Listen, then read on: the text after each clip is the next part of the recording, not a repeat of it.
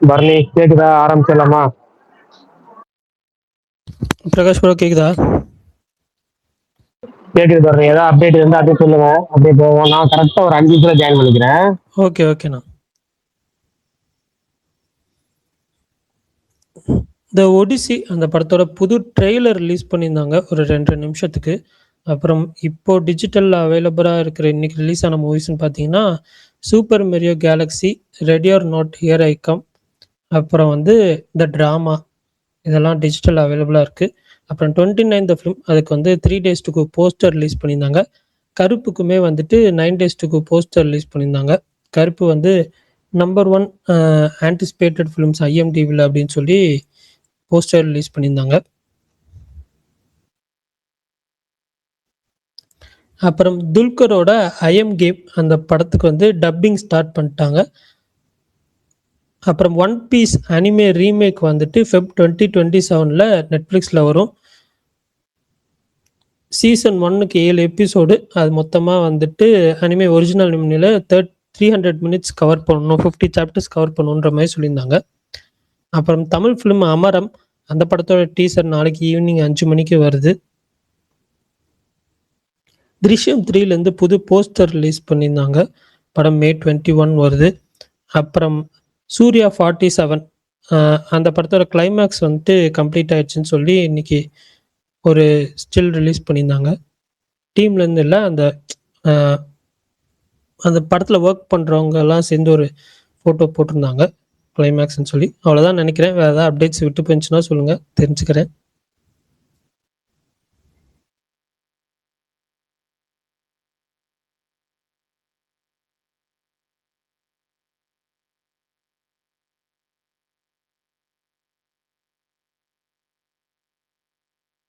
Okay, வேறு எதுவும் updates இல்லை இருக்கிறேன். பார்ப்போம். இந்த வாரம் 29 ஃபிலிம் தான் ரிலீஸ் ஆகுது. அதுக்குமே வெயிட்டிங். இன்னும் 3 days தான் இருக்குது. வேறு எந்த மேஜர் ஃபிலிமும் இல்லை. பார்ப்போம்.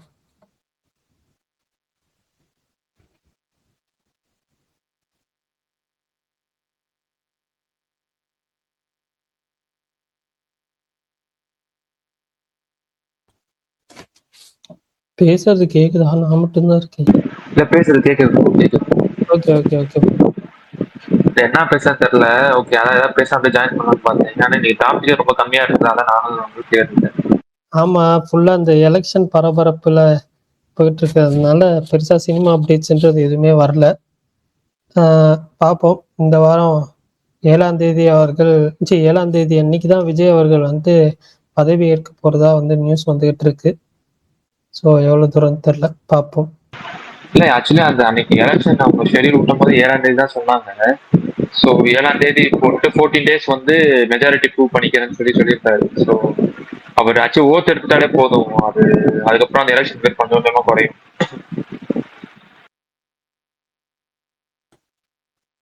எஸ், பார்ப்போம். ப்ரோ ஆனா கரை அதுக்கப்புறம் பிக்கப்பே ஆகலையா? இல்ல ப்ரோ, வீக் டேஸ் இல்ல, ஸோ அதனால அப்படியே ஃபேட் அவுட் ஆயிடுச்சு அந்த படம் வந்துட்டு.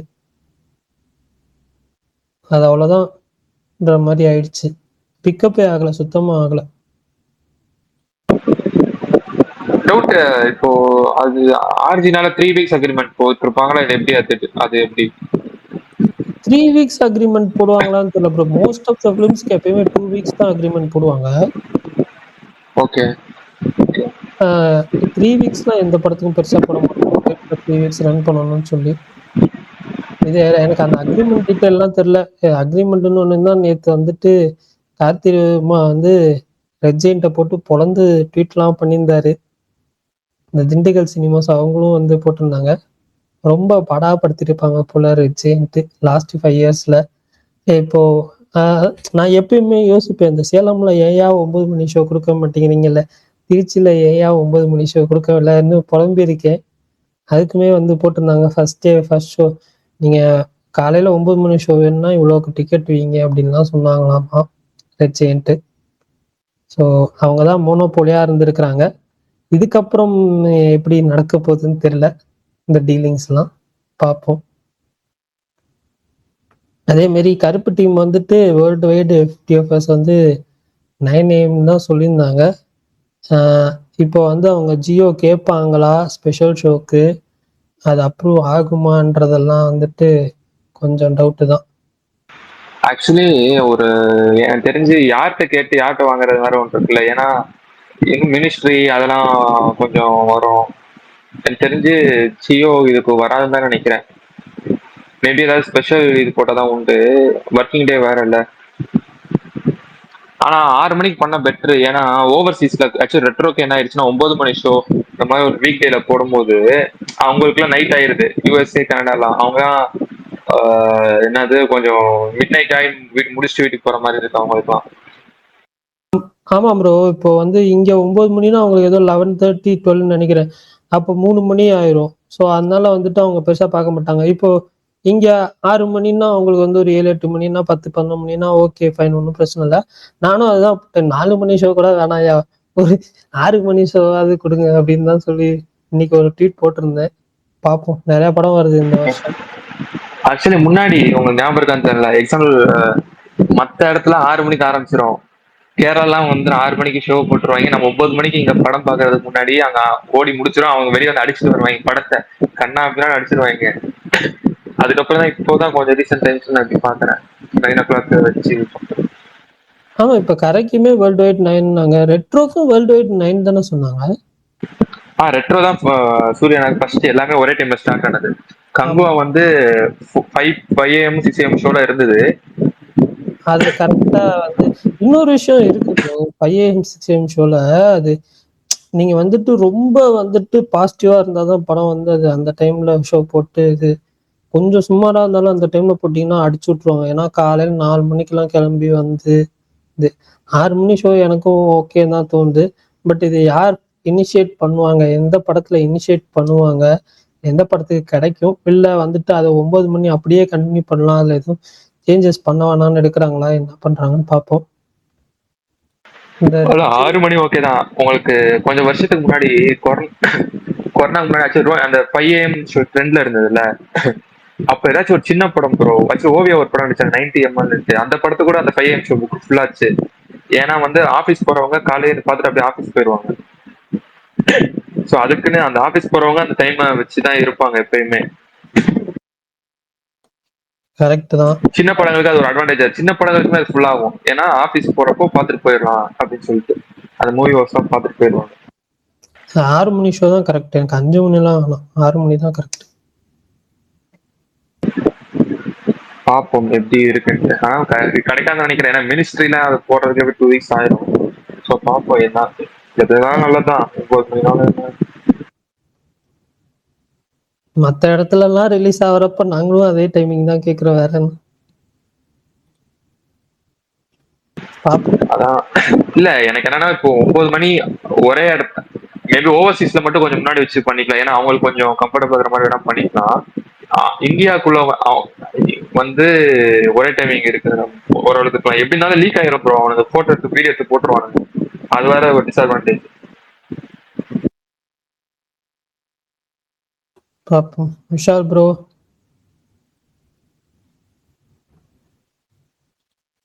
காணோம், வர லிஸ்னர்ல இருக்காரு, ஸ்பீக்கர் வந்தாருன்னா பேசுவோம்.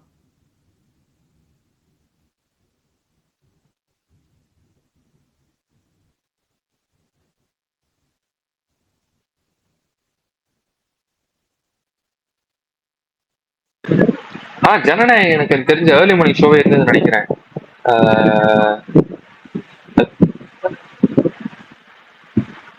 கேரளால இருந்தது ஜனநாயகனுக்கு மட்டும். ஆமா ஆமா, ஜனநாயகனுக்கு இருந்துச்சு, கரெக்ட். பரணி என்னெல்லாம் கேட்டா எல்லா படத்துக்கும் எல்லா ஷோவும் நீங்க எந்த படத்துக்கும் இஷ்டப்பட்ட 4 மணி ஷோ 5 மணி ஷோ 6 மணி ஷோ போட்டுருங்க. மினிமம் 6 மணி ஷோ ஃபிக்ஸ் பண்ண. அதுக்கு முன்னாடி வேணாம், 4 மணி 5 மணி வேணாம். மினிமம் 6 மணி நீங்க எப்பதான் போட்டுங்க. இப்போ 6 மணிக்கு மேல எப்பதான் போட்டுக்க.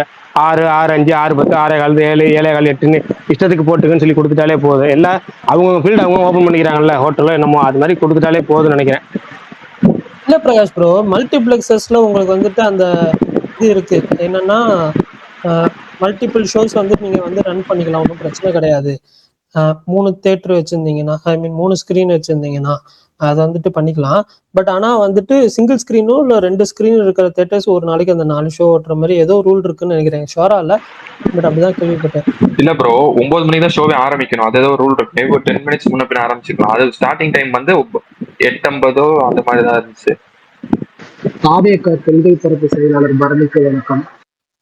இன்னொன்னு, உங்களுக்கு பொன்னியின் செல்வன் ஞாபகம் இருக்கா? பொன்னியின் செல்வன் 1 அதுக்கு கொஞ்சம் ஏர்லி மார்னிங் ஷோஸ் இருந்தது. அந்த விக்ரம் அந்த டைம்ல ஏர்லி மார்னிங் ஷோஸ் தமிழ்நாட்டிலே இருந்தது. அது நான் கேரளால தான் பார்த்தேன். நான் 4 மணிக்கோ 5 மணிக்கோ அந்த படம் பார்த்தேன்னு நினைக்கிறேன். எனக்கு ஞாபகம் இருக்கு. ஏன்னா பொன்னியின் செல்வன் 1 கசினோ தியேட்டர்ல early morning show first show பார்த்தேன். அதான் ஞாபகம் இருக்கு. 2022லயே இருந்தது. விக்ரமுக்கு இருந்தது, பொன்னியின் செல்வன் 1க்கு இருந்தது. ரெண்டுத்துக்குமே நான் நல்லா ஞாபகம் இருக்கு. லாஸ்டா இதுதானே வாரிசு துணிவு தானே, அதுக்கப்புறம் தானே ஏதாச்சும் இந்த இது மாத்தினாங்க. வாரிசு துணிவு வந்து விக்ரம் அதுக்கப்புறம் வந்ததா? எனக்கு அது மட்டும் ஞாபகம். அதுக்கு முன்னாடி வந்துச்சு. அப்ப அதுக்கப்புறம் தானே விக்ரம் இதுக்கெல்லாம் கொடுத்தாங்க. ஓகே, முடுங்க. இல்ல விக்ரம் முன்னாடியே வந்துருச்சுன்னு. Okay okay done. Vishal bro சொல்லுங்க. தாவேகாவின் கொள்கை பரப்பு செயலாளர். ஏன் ப்ரோ அப்படி சொல்றீங்க? என்னாச்சு? நான் என்ன பண்ணேன்? கான்பிடண்டா இருந்தீங்க, நல்லாவே நடந்திருக்கு உங்களுக்கு, அதனால சொல்றேன்.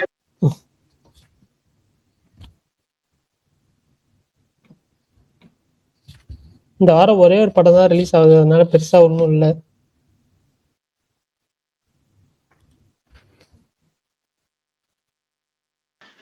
வந்துட்டு அதிரடி எப்போ ரிலீஸ் வருது? அது வேற இருக்காம இந்த மாசம் May 14. அதை சொல்லுங்க. இப்போ கருப்போட அங்க கேரளாவுக்கு என்ன கதை கருப்பு? ஆமா ஆமா பேசி ஜோசப் தாமஸ் 2 பேர் இருக்காங்க. சோ பாப்போம். இல்ல அது கன்ஃபார்ம். ஆக்சுவலி May 14th எனக்கு தெரிஞ்சு 3 மலையாள படம் வர மாதிரி இருந்தது நினைக்கிறேன். பெப்பி அவர் படமும் ஒன்று வர மாதிரி இருந்தது, இன்னொரு வர மாதிரி இருந்தது. அதுக்கப்புறம் கொஞ்சம் மூவ் ஆன் ஆகி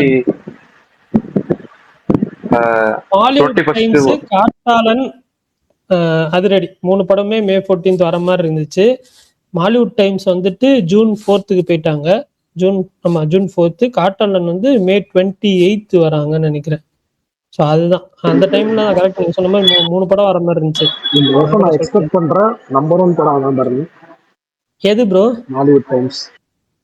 மாலிவுட் டைம்ஸ் நஸ்லின் படம். அந்த ஒரு படம் டைரக்டரோட பார்த்துட்டு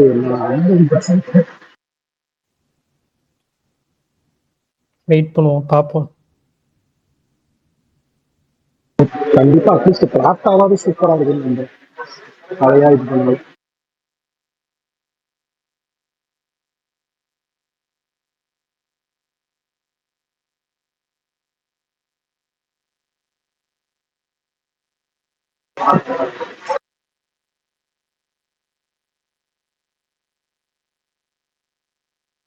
சும்மா ப்ரோ பேட்ரியட்டும் பார்க்கல. என்ன விஷயம் இன்னும் பார்க்கலையா? பேட்ரியாட் புரியலையே.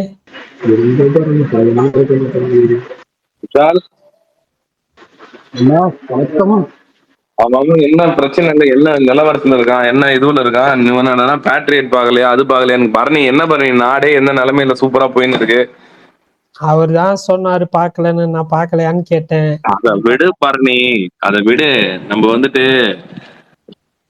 அடுத்த டாபிக் போவோம்.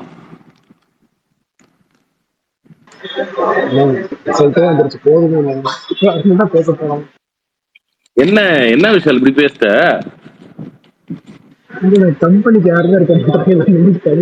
பேசலாம் பேசலாம். இப்ப பேசினவனே மேல வராங்களா இல்லைன்னு மட்டும் பாரு.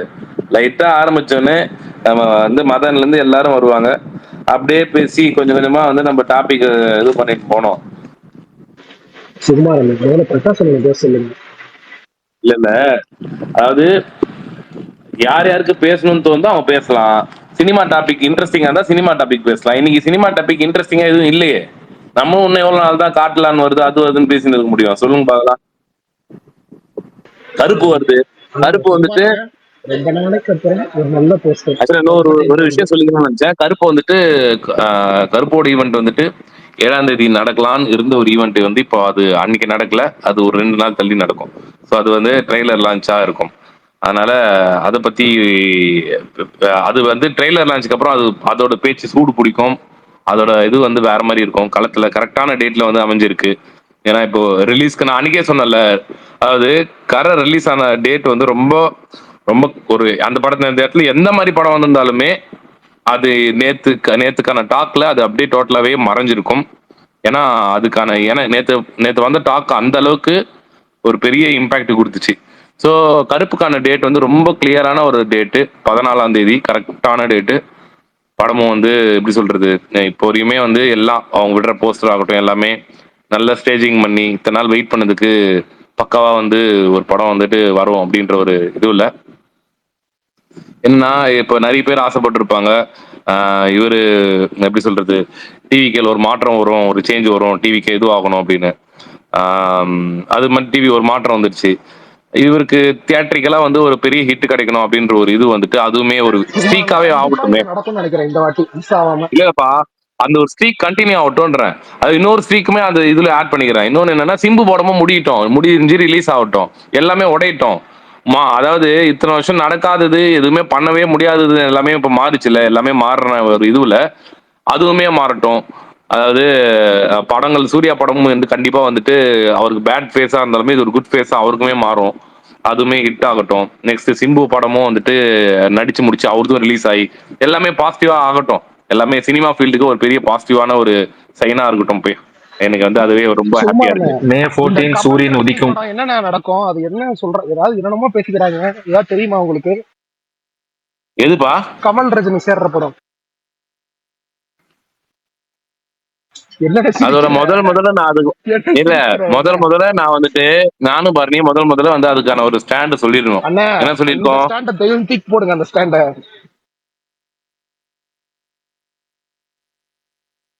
அது நடப்பா, அது அவங்க ஆட்சியே வந்திருந்தாலுமே அது நடக்காதுப்பா. நான் எப்பயும் சொல்றேன், பிரகாஷ் அது யார் வந்திருந்தாலுமே அது நடக்காது. பேசணும் பிரகாஷ் அண்ணா, அமைதி காத்தது போதும், பொங்கி எழுங்க. நான் இப்பயும் சொல்றேன் மாத்தி பேசலன்னு இல்ல.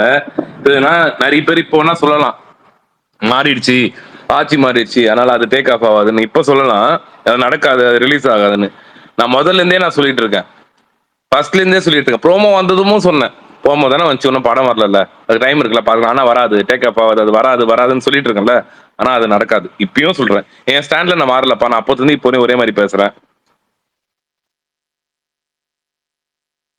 என்ன எப்பேற்பட்ட ஒரு ப்ரோமோ ரிலீஸ் பண்ணிட்டு படம்.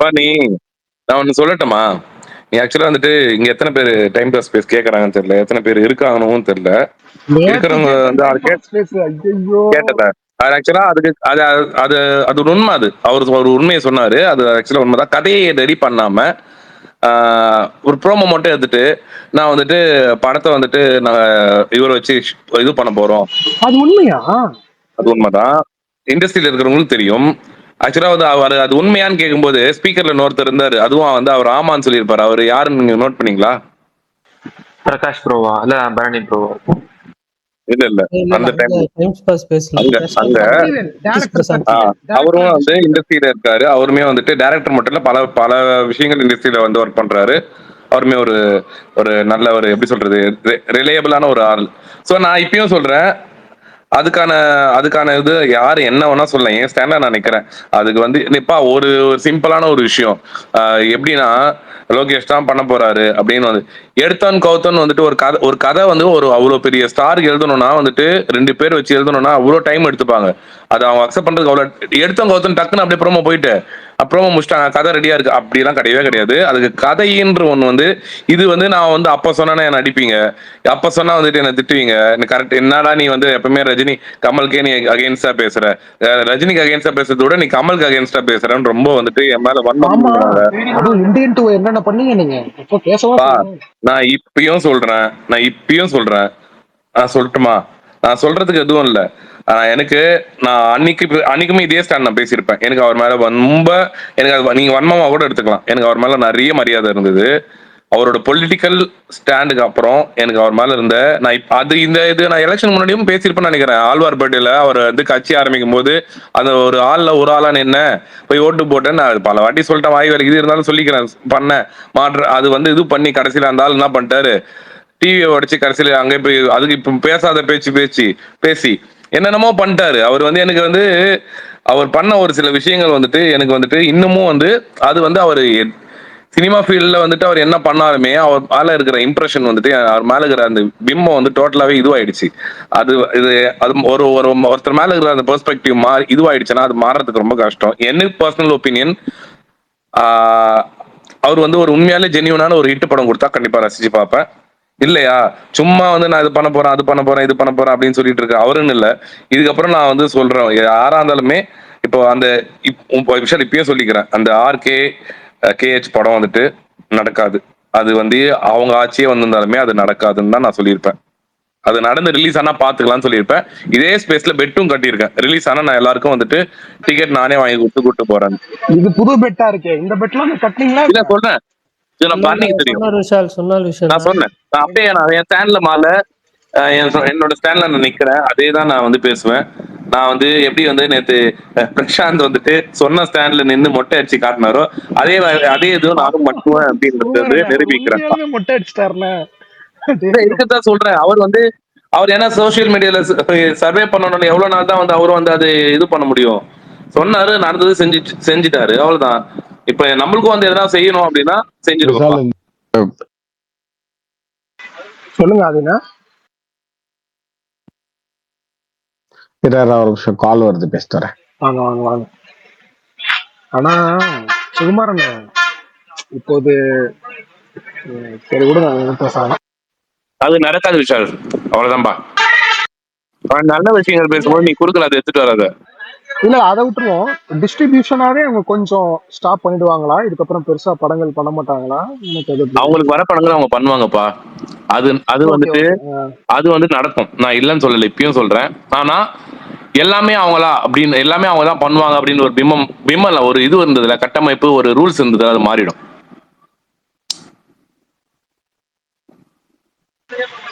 ஓகே. இல்ல காங்கிரஸ் இந்தியா வந்து கூட்டணி கன்ஃபார்ம் பண்றாங்க போலே. அபிஷியல் காங்கிரஸ் வெப்சைட்ல இருந்து டிவிக்கு கேட்டிருக்காங்க, நாங்க பாக்குறோம் சொல்லிட்டாங்க. அதுல போட்டாங்க ட்விட்டர் ஹேண்டில்ல. எப்படின்னா ஃபார்ம் பண்ணிடுவாங்க, அதெல்லாம் நமக்கு கேள்வியே இல்லை. அவங்க ஃபார்ம் பண்ணி அவர் சிஎம் ஆயிடுவாரு. அதெல்லாம் வந்து அதுக்கான இதுவே இல்லை, அதுக்கான மறு பேச்சே கிடையாது. அடுத்த 5 வருஷத்துக்கு அவர் தான் ரூல் பண்ண போறாரு. நான் சொல்றது மினிமம் 5 வருஷம்ன்றது, அது எவ்வளவு வேணா அப்படி ஆகலான்றலாம். அவர் ரூல் பண்றது பொறுத்து, இந்த 5 வருஷம் அவர் என்ன பண்றாருன்னு பொறுத்து தான் அதுக்கப்புறம் மக்கள் தீர்மானிப்பாங்க. இப்போ வந்து இது எல்லாமே ஒரு புது வாய்ப்பு கொடுத்துருக்காங்க, ஒரு மாற்றத்துக்கான ஒரு பெரிய சேஞ்சு, பெரிய ரெவல்யூஷன் நடந்திருக்கு. நிறைய விஷயம் நான் நோட் பண்ணேன் இந்த எலெக்ஷன்ல வந்து. இது இதுக்காக போடுறேன் அப்படின்னா இல்ல, காசு வாங்கிட்டு ஓட்டு போடுற அந்த விஷயம் நிறைய வந்து இந்த எலெக்ஷன்ல மாறி இருக்கு.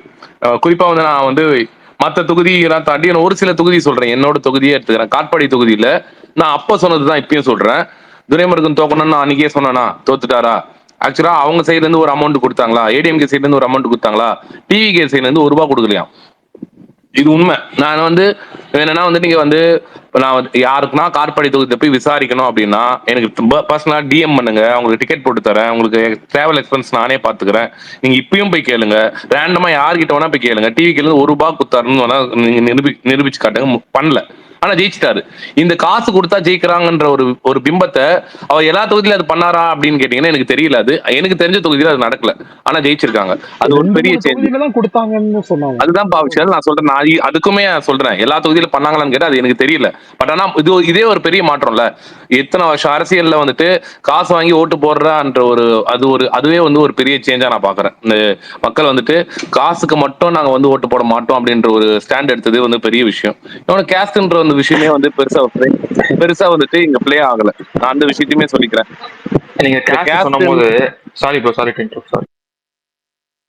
இல்ல ப்ரோ, இப்போ இந்த தொகுதியில இவங்க நின்னாதான் ஜெயிப்பாங்க, இந்த கேஸ்ட் இருக்கிறவங்க தான் மெஜாரிட்டி ஜாஸ்தி, இவங்க நின்னாதான் ஜெயிப்பாங்க அப்படின்ற அந்த இதுவுமே இந்த வாட்டி மாறிடுச்சு. அப்பனா மக்கள் வந்துட்டு அதெல்லாம் மறந்துட்டு ஏதோ ஒரு ஃபேக்டர் வந்து அதை யுனைட் பண்ணி அவங்கள வந்து மாத்த வச்சிருக்குல்ல. அது விஜயா இருந்துட்டு போறாரு. விஜய் தான் இருக்காரு அந்த ஃபேக்டர் அந்த இடத்துல. அதுவுமே வந்து நம்ம அக்செப்ட் பண்ணி தான் ஆகணும். அது இல்லைன்னு சொல்ல முடியாது. இப்போ ஒரு தொகுதியில வந்து ஒரு குறிப்பா ஒரு நான் எந்த கேஸ்ட் நேம் பண்ண வரும்ல, ஒரு குறிப்பிட்ட கேஸ்ட் நின்னாதான் ஜெயிக்கும் அப்படின்ற ஒரு பிம்பத்தெல்லாமே உடைச்சி அதை மாத்திருக்காரு. ஒரு தொகுதியில வந்துட்டு உதாரணத்துக்கு ஒரு தொகுதியில ஒரு ஒரு குறிப்பிட்ட இதுதான் ஜெயிக்கின்ற இடத்துலயுமே 2வது இடத்துல வந்திருக்காரு. அவரை நம்பியுமே அவ்வளவு ஓட்டு போட்டிருக்காங்க. இதெல்லாமே ஒரு மாற்றத்துக்கான ஒரு பெரிய விஷயம் தானே. நான் வந்துட்டு வெறும் அதை மட்டும் நம்பி இல்ல, அதெல்லாமே வந்து நிறைய விஷயங்கள் வந்து இந்த இடத்துல வந்து சேஞ்ச் ஆயிருக்கு.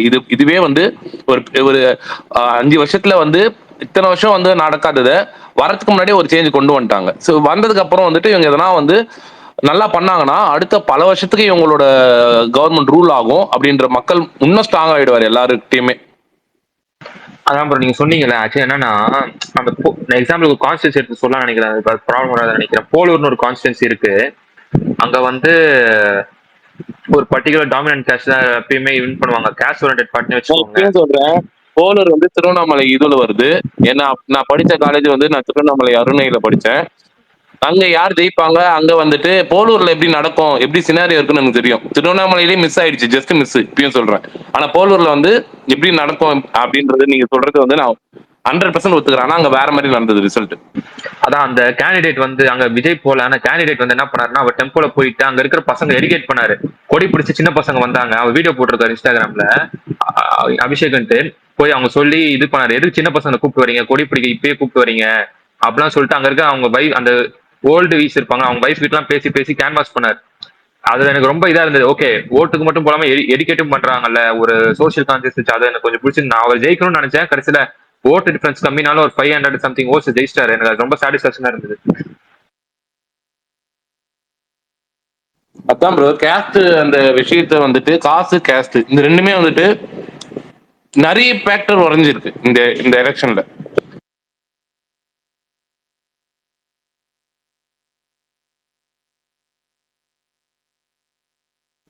இன்னொரு கொஸ்டின் கேட்கறாங்க, அதுக்கு எனக்கு இப்போதைக்கு ஆன்சர் இல்ல. நிறைய பேர் கேட்டிருக்காங்க சோசியல் மீடியாவில், நான் பாக்குறேன். என்னன்னா அவங்க என்ன பண்ணிடுவாங்க, அவங்களுக்கு என்ன கவர்னன்ஸ் தெரியும், அவங்க என்ன பண்ணிட்டு போறாங்க. இன்னும் அவங்க ஆட்சியே அமைக்கல. அவங்க அமைச்சதுக்கு அப்புறம் தான் நம்ம அதை பத்தி கேள்வியே கேட்க முடியும், அதை பத்தி பேச முடியும். என்டிஆர் வரும்போதும் இப்படிதான் வந்து கேட்டிருப்பாங்களான்னு எனக்கு தெரியல.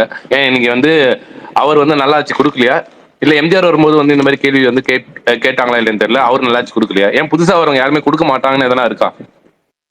ஆக்சுவலி இன்னொன்னு நீங்க இங்க ஒரு கில் ட்ரிப்பிங் சொல்லலாம், என்ன சொல்லலாம், நல்லா படிச்ச நிறைய டிகிரி வச்சிருக்கவங்க இந்த வாட்டி நிறைய பேர் தோத்துருக்காங்க. எங்க காட்பாடி தொகுதியில டாக்டர் அவர் வந்துட்டு அவர் ப்ரொஃபஷனல் டாக்டர். அவர் ஜெயிச்சிருக்காரு, படிச்சவர் ஜெயிச்சிருக்காரு.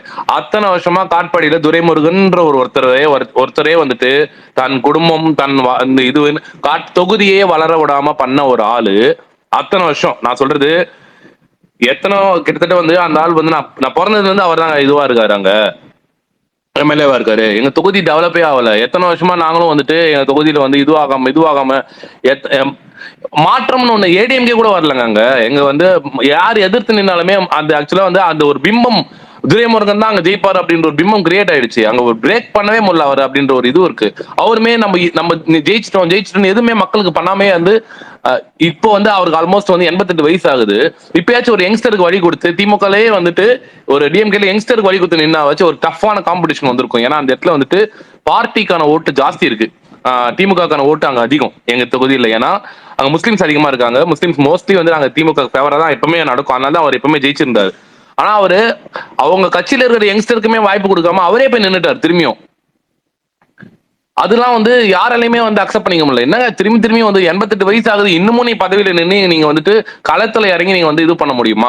நீங்க இத்தனை வருஷம் நீங்க வந்துட்டு ஜெயிச்சுட்டு போன வாட்டி ஜெயிச்சுட்டு சென்னையில வந்துட்டு கோட்டூர்புரத்துல வந்து உட்காந்துட்டாரு. அவர் காட்பாடி தொகுதிக்கு வந்து ஆர்ட்லி ஒரு 5 வாட்டி வந்திருப்பாரு. அது கூட வரல. அதுவுமே எதனா ஃபங்க்ஷனுக்கு அந்த மாதிரி அவங்க வீட்டு ஃபேமிலி ஃபங்க்ஷனுக்கு வருவாரு. தொகுதியில இறங்கி வந்து அவர் எதுவுமே பண்ணல. எங்க தொகுதி பற்றி மட்டும் தான் பேசுறேன், இப்பயும் சொல்றேன். மற்ற தொகுதி எனக்கு தெரியும், மற்ற தொகுதி எனக்கு தெரிஞ்சாலுமே அது மென்ஷன் பண்ண வரும்ல. எங்க தொகுதியில அது நடந்தது. நான் இதே வந்து எலெக்ஷன் ரிசல்ட்டுக்கு முன்னாடியே நான் போல்டா நான் எனக்கு பயம் இருந்ததுன்னா எலெக்ஷன் ரிசல்ட்டுக்கு முன்னாடி வந்து எப்படி இருந்தாலுமே அவங்க ஆட்சிக்கு வந்துட்டு நம்மள எதனா பண்ணிடுவாங்களோ அப்படின்னா அன்னைக்கு அவர் நேம் சொல்லியிருக்க மாட்டேன். நான் அன்னைக்குமே அவர் நேம் சொல்லி தான் சொன்னேன். யாருன்னா வந்து இது நீங்க இது பண்ணி என்னடா ஜெயிச்சதுக்கு அப்புறம் வந்து நீ அவர் பேர் சொல்லி இப்படி பேசுறீ அப்படின்னா கேட்கறவங்களுக்கும் நான் சொல்லிக்கிறேன். முன்னாடி ரெக்கார்டிங்கும் போய் கேட்டு பாருங்க. ரிசல்ட்டுக்கு முன்னாடியே வந்து அவர் தோக்கணும்னு தான் நான் சொன்னேன். ஏன்னா வந்து எதுவும் பண்ணலங்க. எவ்வளவு நாள் தான் வந்து எங்க காட்பாடி இதுல வந்துட்டு நாங்க டெவலப் ஆகும்னு நினைப்போம், எதுவுமே டெவலப். சென்னைக்கு பக்கத்துல இருக்குங்க வேலூர் காட்பாடின்ற அந்த ஒரு விஷயம். காட்பாடின்றது ஒரு மெயின் ஜங்ஷன். டுவர்ட்ஸ் வந்து நீங்க வந்து கோயம்புத்தூர் போனாலும் சரி, நீங்க வந்து பெங்களூர் போனாலும் சரி, காட்பாடி ஜங்ஷன்ல நிக்காம எந்த ஒரு ட்ரெயினும் போகாது. அந்த மாதிரி ஒரு ஊரை நீங்க டெவலப் பண்ணிருக்கணும்ல, டெவலப் பண்ணல. இது வந்துட்டு வேலூர் சுத்தி இருக்கிற எந்த இடமே நீங்க பெருசா நீங்க வந்து பண்ணல அப்படின்னா அதுதான் மக்கள் உங்களுக்கு வந்து 3வது இடத்துக்கு கொடுத்துருக்காங்க. அவருக்கு 2வது கூட இல்ல, 3வது இடம். கட்சியில பெரிய ஆளா நீங்க எவ்வளவு பெரிய எக்ஸ்பீரியன்ஸ் ஆவனா இருக்கலாம், நீங்க வந்து எதுவுமே பண்ணலன்னா மக்கள் வந்துட்டு ஒரு ஒரு ஒரு சேஞ்ச் வரும்போது தான் வந்து அது வந்து இது பெருசா இது நடந்ததுல வந்து எனக்கு வந்து நிறைய விஷயங்கள் நான் பாக்குறேன். இதெல்லாம் வந்துட்டு தோக்கடிச்சவர் வந்துட்டு ஒரு டாக்டர் படிச்சவர், அவர் வந்து வீடு வீடா போயிட்டு எல்லார்கிட்டயும் போய் வாக்கு எடுத்திருக்காரு.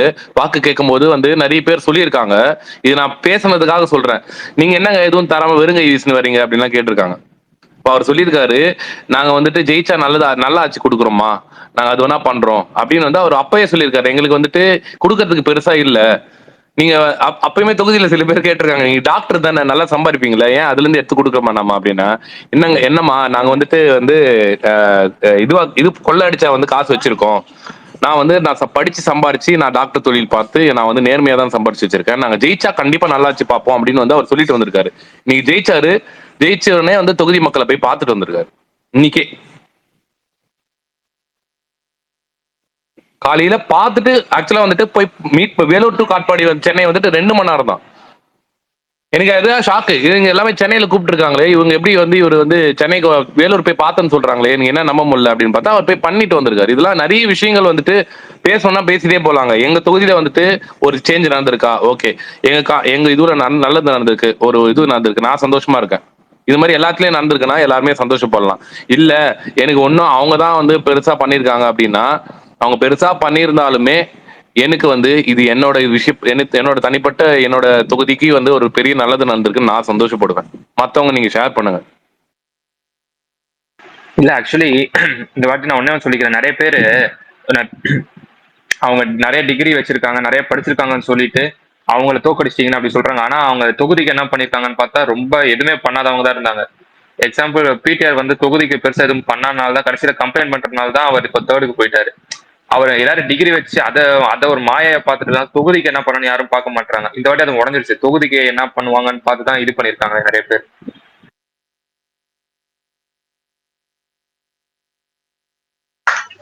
சாட்டையோட வீடியோ யாராவது பாத்தீங்களா? என்ன பேசியிருக்காரு விஷால்? அவர் என்னன்னா திருப்பி ஜெயிச்சதுக்கு அப்புறமா ஏதோ சொல்லிட்டு இருக்காருன்னு என்னமோ பேசுறாரு. இல்ல ப்ரோ, ஆக்சுவலி அவங்க எல்லாம் அந்த ஈகோ டெனியல் மோடு அதான் சொல்லுவாங்க. என்ன சொல்றாப்லன்னு சொல்றா, என்ன சொல்லிருக்காப்ல? இல்ல நம்ம எல்லாருமே ஒரு அவங்க அந்த பக்கா மாஸ் கட்சியில இருக்கிற ஆட்கள் எல்லாருமே தனி வேர்ல்டுல இருந்தாங்கன்னு நினைச்சிட்டு இருந்தோம். கடைசியில பார்த்தா நம்ம எல்லாம் தான் தனி வேர்ல்டுல இருந்திருக்கோம், அவங்க எல்லாம் ஒரு வேர்ல்டுல இருந்திருக்காங்க. இப்ப வந்துட்டு 1.5 கோடி ஓட்டு வாங்கி ஜெயிச்சிருக்காங்க. ஆனா பாக்கி இருக்கிற 3.5 கோடி மக்களும் இந்த சைடு தான் இருக்காங்க. சோ பெரும்பான்மையா அவங்க ஜெயிச்சிட்டாங்க அப்படின்ட்டு நம்ம சொல்ல முடியாது. எல்லாரும் அவங்க கருத்தை ஆதரிக்கிறாங்க அப்படின்ட்டு நம்ம சொல்ல முடியாது. இன்னொன்னு, அவர் எப்படி ஆட்சிக்கு வரப்போறாருன்றது ரொம்ப முக்கியமான விஷயமா இருக்கு. இப்ப எந்த கட்சியோடையும் கூட்டணி இல்லாம ஜெயிச்சிருக்காரு. ஆனா இதுக்கப்புறம் அவர் மெஜாரிட்டியை வாங்கணும்னா இன்னொரு கட்சியோட அவர் சேர்ந்துதான் ஆகணும். அந்த முயற்சி எல்லாம் அவர் எப்படி கையாள போறாருன்றது தெரியல. இத்தனை கேள்விக்குறியோட தான் மக்கள் அவரை ஜெயிக்க வச்சிருக்காங்க அப்படின்ட்டு சொன்னாரு. சரி விஷால், இதுக்குமே எனக்கு ஆன்சர் இருக்கு. இதுக்குமே எங்க ஆபீஸ்ல வந்து ஒருத்தர் கேட்டாங்க, இந்த மாதிரி 1.5 கோடி மக்கள் தான் வந்துட்டு அவருக்கு ஓட்டு போட்டிருக்காங்க, மீதி வந்து 3.5 கோடி மக்கள் அவருக்கு ஓட்டு போடல. ஏங்க அவர் தாங்க 1.5 கோடி போட்டாலுமே அவர் தாங்க நம்பர் 1. 3 பேர் 4 பேர் நின்ன சிஎம் கேண்டிடேட் நின்ன இதுல அவர் தான் நம்பர் 1ல வந்து நிக்கிறாரு. ஏன் வந்து அது வந்து நீங்க வாங்கலையே, நீங்க பண்ணியிருந்தா நீங்க வாங்கிருக்கலாமே. அப்போ உங்களுக்கு எதிர்ப்பு ஜாஸ்தியா இருக்குல்ல. சுகுமார் அப்படி சொல்லலாம, விஷால் சொன்னது அந்த மாதிரி கிடையாது. அவங்க சொல்றது என்னன்னா, ஒட்டுமொத்த எல்லா மக்களையும் திட்டாதீங்க, ஓட்டு போட்ட இல்லாம, அதாவது ஓட்டு போட்ட இல்ல, ஜென்ரலா தமிழ்நாடு மக்களே இப்படிதானே திட்டாதீங்க. 1.5 கோடி பேர் பெரும்பான்மை வாக்குகள் தான் அவருக்கு போயிருக்கு. சோ பெரும்பான்மை மக்கள் வாக்கு அடிச்சிருக்காங்க அவருக்குன்னு சொல்லுங்க. எல்லா தமிழக மக்களும் அவருக்கு தான் வாக்கு அடிச்சிருக்காங்கன்னு சொல்லாதீங்க, அந்த மாதிரி சொல்றாங்க. ஸ்டில் அது பெரிய விஷயம் தான். ஆப்வியஸ்லி பெரிய விஷயம்னா என்ன, அதுதான் அது பெரும்பான்மை தான் எலக்டோரல் பாலிடிக்ஸ்ல இது. அப்போ அவர் பெரும்பான்மை வாக்குகளை வாங்கியிருக்காரு, அவ்வளவுதான். அவங்க சொல்றது அது கிடையாது. அந்த பாயிண்ட் இதுவான பாயிண்ட் தான். லைக் மொத்த தமிழ்நாடும் இப்படி போயிருச்சு, எல்லா தமிழ்நாட்டு மக்களும் இப்படி போயிட்டாங்க, அப்படி சொல்லாதீங்க அப்படின்றாரு. இல்ல ப்ரோ, இதேதான் அவரோட தேங்க்ஸ் நோட்லயுமே இதே மென்ஷன் பண்ணிருக்காரு. வாக்கு அளித்தவர்களுக்கும் நன்றி, வாக்கு அளிக்க இதுக்கப்புறம் நம்மளை நேசிச்சு நம்ம கிட்ட வந்து வாக்கு அளிக்க போறவர்களுக்கும் நன்றின்னு தான் போட்டிருக்காரு. தவிர வாக்கு அளிக்க மறந்தவர்களுக்கு நன்றின்னு போடல.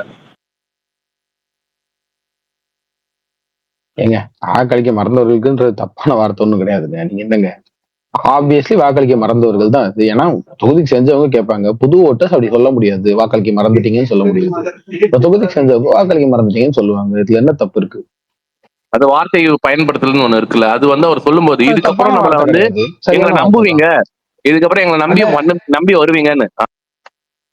அண்ணா ஆக்சுவலான எனக்கு ஒரு டவுட் இருக்கு.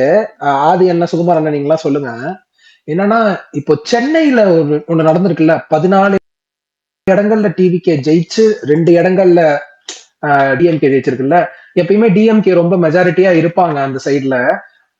இப்ப சென்னையோட கட்டமைப்பு ஒண்ணு இருக்குல்ல, இப்ப சென்னையோட ரோடு, இப்ப சென்னைக்குன்னு சில பிரச்சனைகள் இருக்குல்ல, அது மட்டும்தான் முதன்மையான காரணமா இல்ல வேற என்ன காரணமா இருக்கும் அப்படின்றது எனக்கு புரிஞ்சுக்க முடியல. இல்ல ப்ரோ, நான் ஒண்ணே ஒண்ணு ஏன்னா சொல்லிக்கிறேன். எம்ஜிஆர் வந்துமே சென்னை சொல்லுங்க ப்ரோ. ஏன்னா என் பர்சனல் எக்ஸ்பீரியன்ஸ்.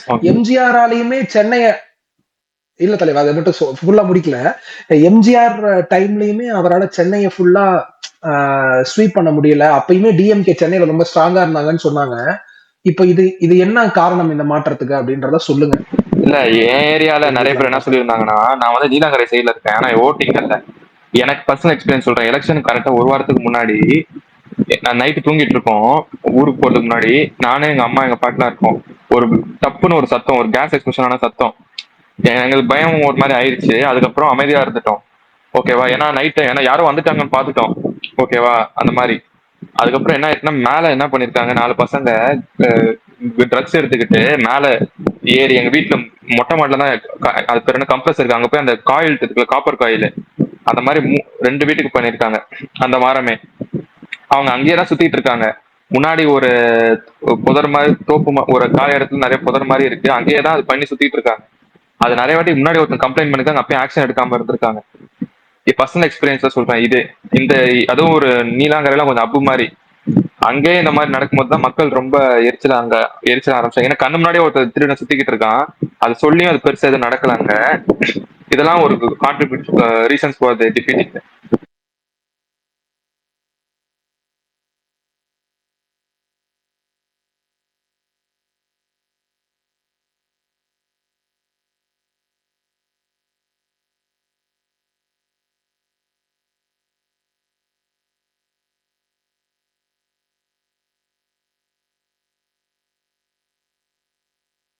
ஏங்க யாராவது பேசுறீங்களா? நான் பாத்தீங்கன்னா யாரும் கேட்கலையேன்னு பாத்துட்டேன்.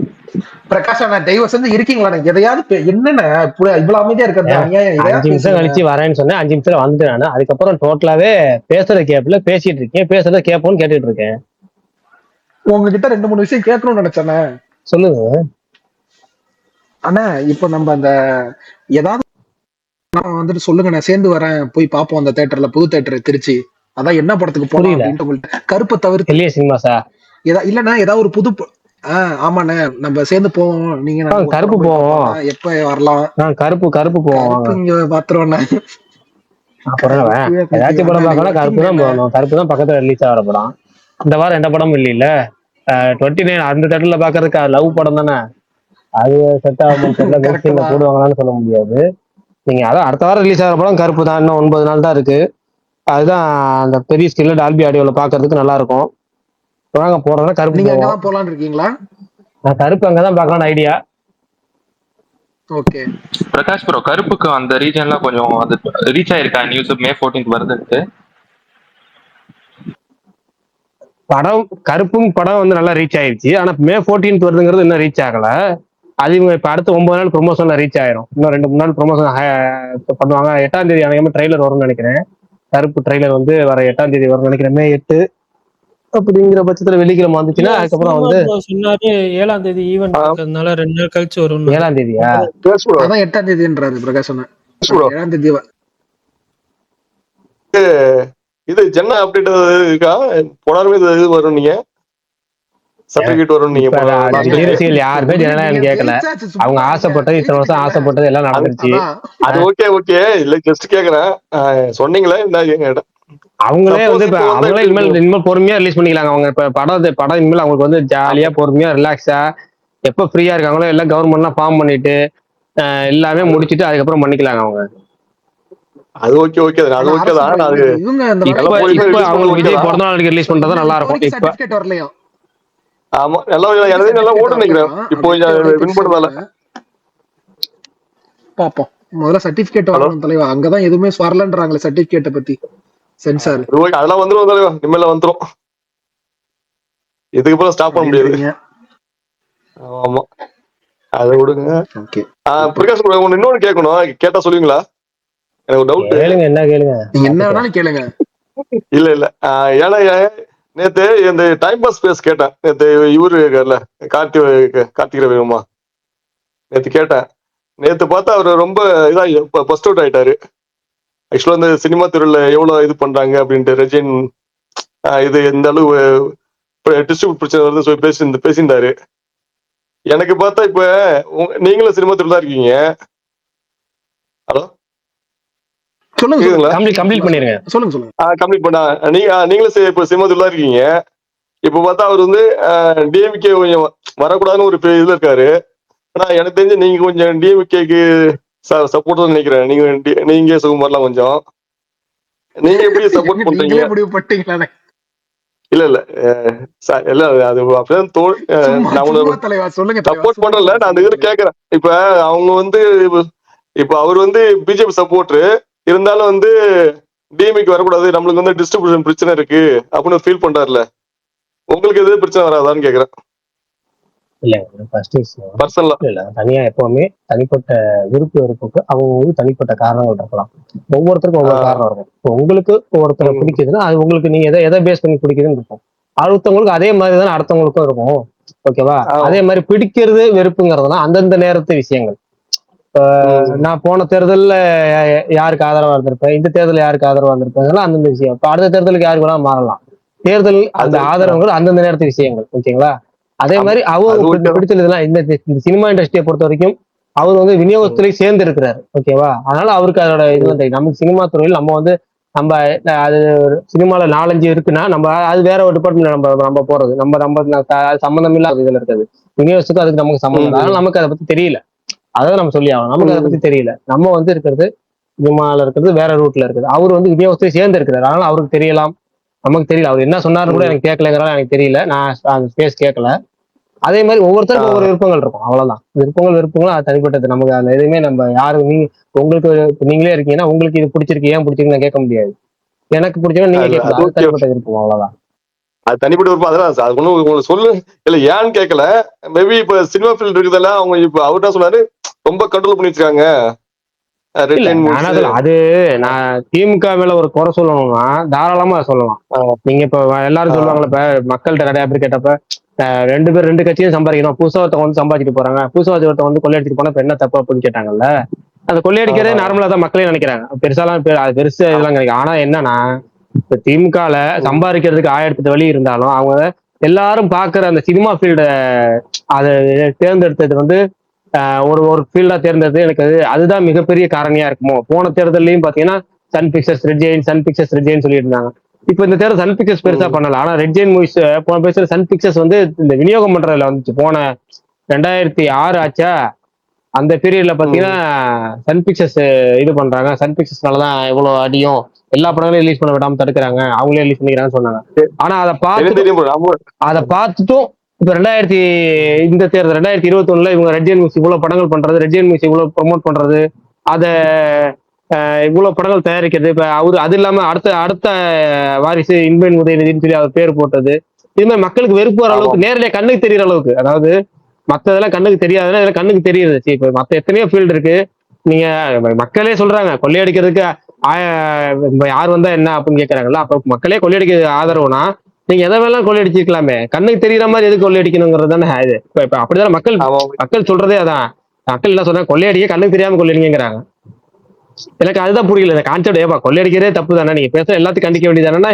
அவங்க என்ன கான்செப்டே இப்படி பேசுறாங்கிறப்ப அவங்க திமுக பண்ணல மிகப்பெரிய தப்பு என்னன்னா கை பொண்ணுக்கு கண்ணாடி மாதிரி இந்த இவ்வளவு தூரம் இருக்கும்போது, இத்தனை ஃபீல்டு இருக்கும்போது சினி ஃபீல்டுல ரெட் ஜெயின் மூவிஸ் இத்தனை பேக்கப் பண்ணணுமா, இவ்வளவு தூரம் பண்ணணுமா, அதுக்கு இன்பன் உதயநிதி முன்கூட்டி இப்பயே பண்ணணுமா, இந்த ஆக்சுவலி அவரை ப்ரொமோட் பண்ணணுமா, இவ்வளவு படங்களை தயாரிக்கணுமா. இப்ப என்ன கேட்கறாங்க, வாரிசு அதெல்லாம் விட்டுருங்க.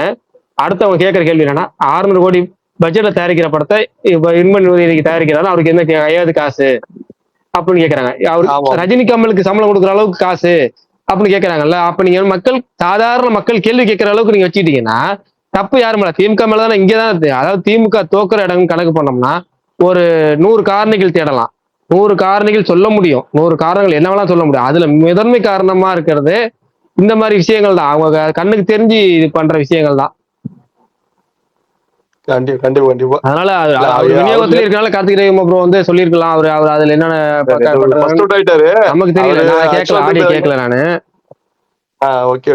இல்ல ஓகே, அவரு அந்த இன்பநிதி அது சொன்னாரு. இன்பநிதி இது பண்ணதும் அவர் ரொம்ப இது சொன்னாரு. கொஞ்சம் இன்பநிதி இது பண்ணதும் அது வந்து இப்ப தேவையில்லாம இது பண்றாங்க அப்படின்ட்டு சொல்லிட்டு இருந்தாரு. சரி ஓகே, அது அவரோட இது. ஜஸ்ட் கேட்ட மேபி நீங்க சினிமா துள்ள இருக்கீங்களா? சுகுமார் ப்ரோ கேக்குதா? கேக்கு சொல்லு ப்ரோ. சுகுமார் ப்ரோ உங்ககிட்ட தான் ஒரு கேள்வி. இப்ப இதுக்கப்புறம் ஒயின் ஷாப்ல அந்த 10 ரூபா வாங்க முட்டுருவாங்களா? எப்போ முடிவாங்க? அது நடைமுறைக்கு சாத்தியமா? எப்போ? இல்ல இதுக்கப்புறம், ஏன்னா இன்னைக்கு வாங்க போன 10 ரூபா வாங்குறாங்க, இதுக்கப்புறம் சரியா படுமான்னு கேக்குறோம். ஆட்சி ஒண்ணு அமைக்கல, அமைச்சிட்டாங்க. புரியல ப்ரோ. நான் உங்ககிட்ட கேக்குறேன் நடக்குமா? இன்னைக்கு நான் கூட ரோட்ல போனேன், குப்பை ஜாஸ்தியா இருந்துச்சு. ஒரு குப்பை பள்ளிக்கரணை பக்கத்துல இருக்கு, அந்த வேலை செய்யற ரோட்ல.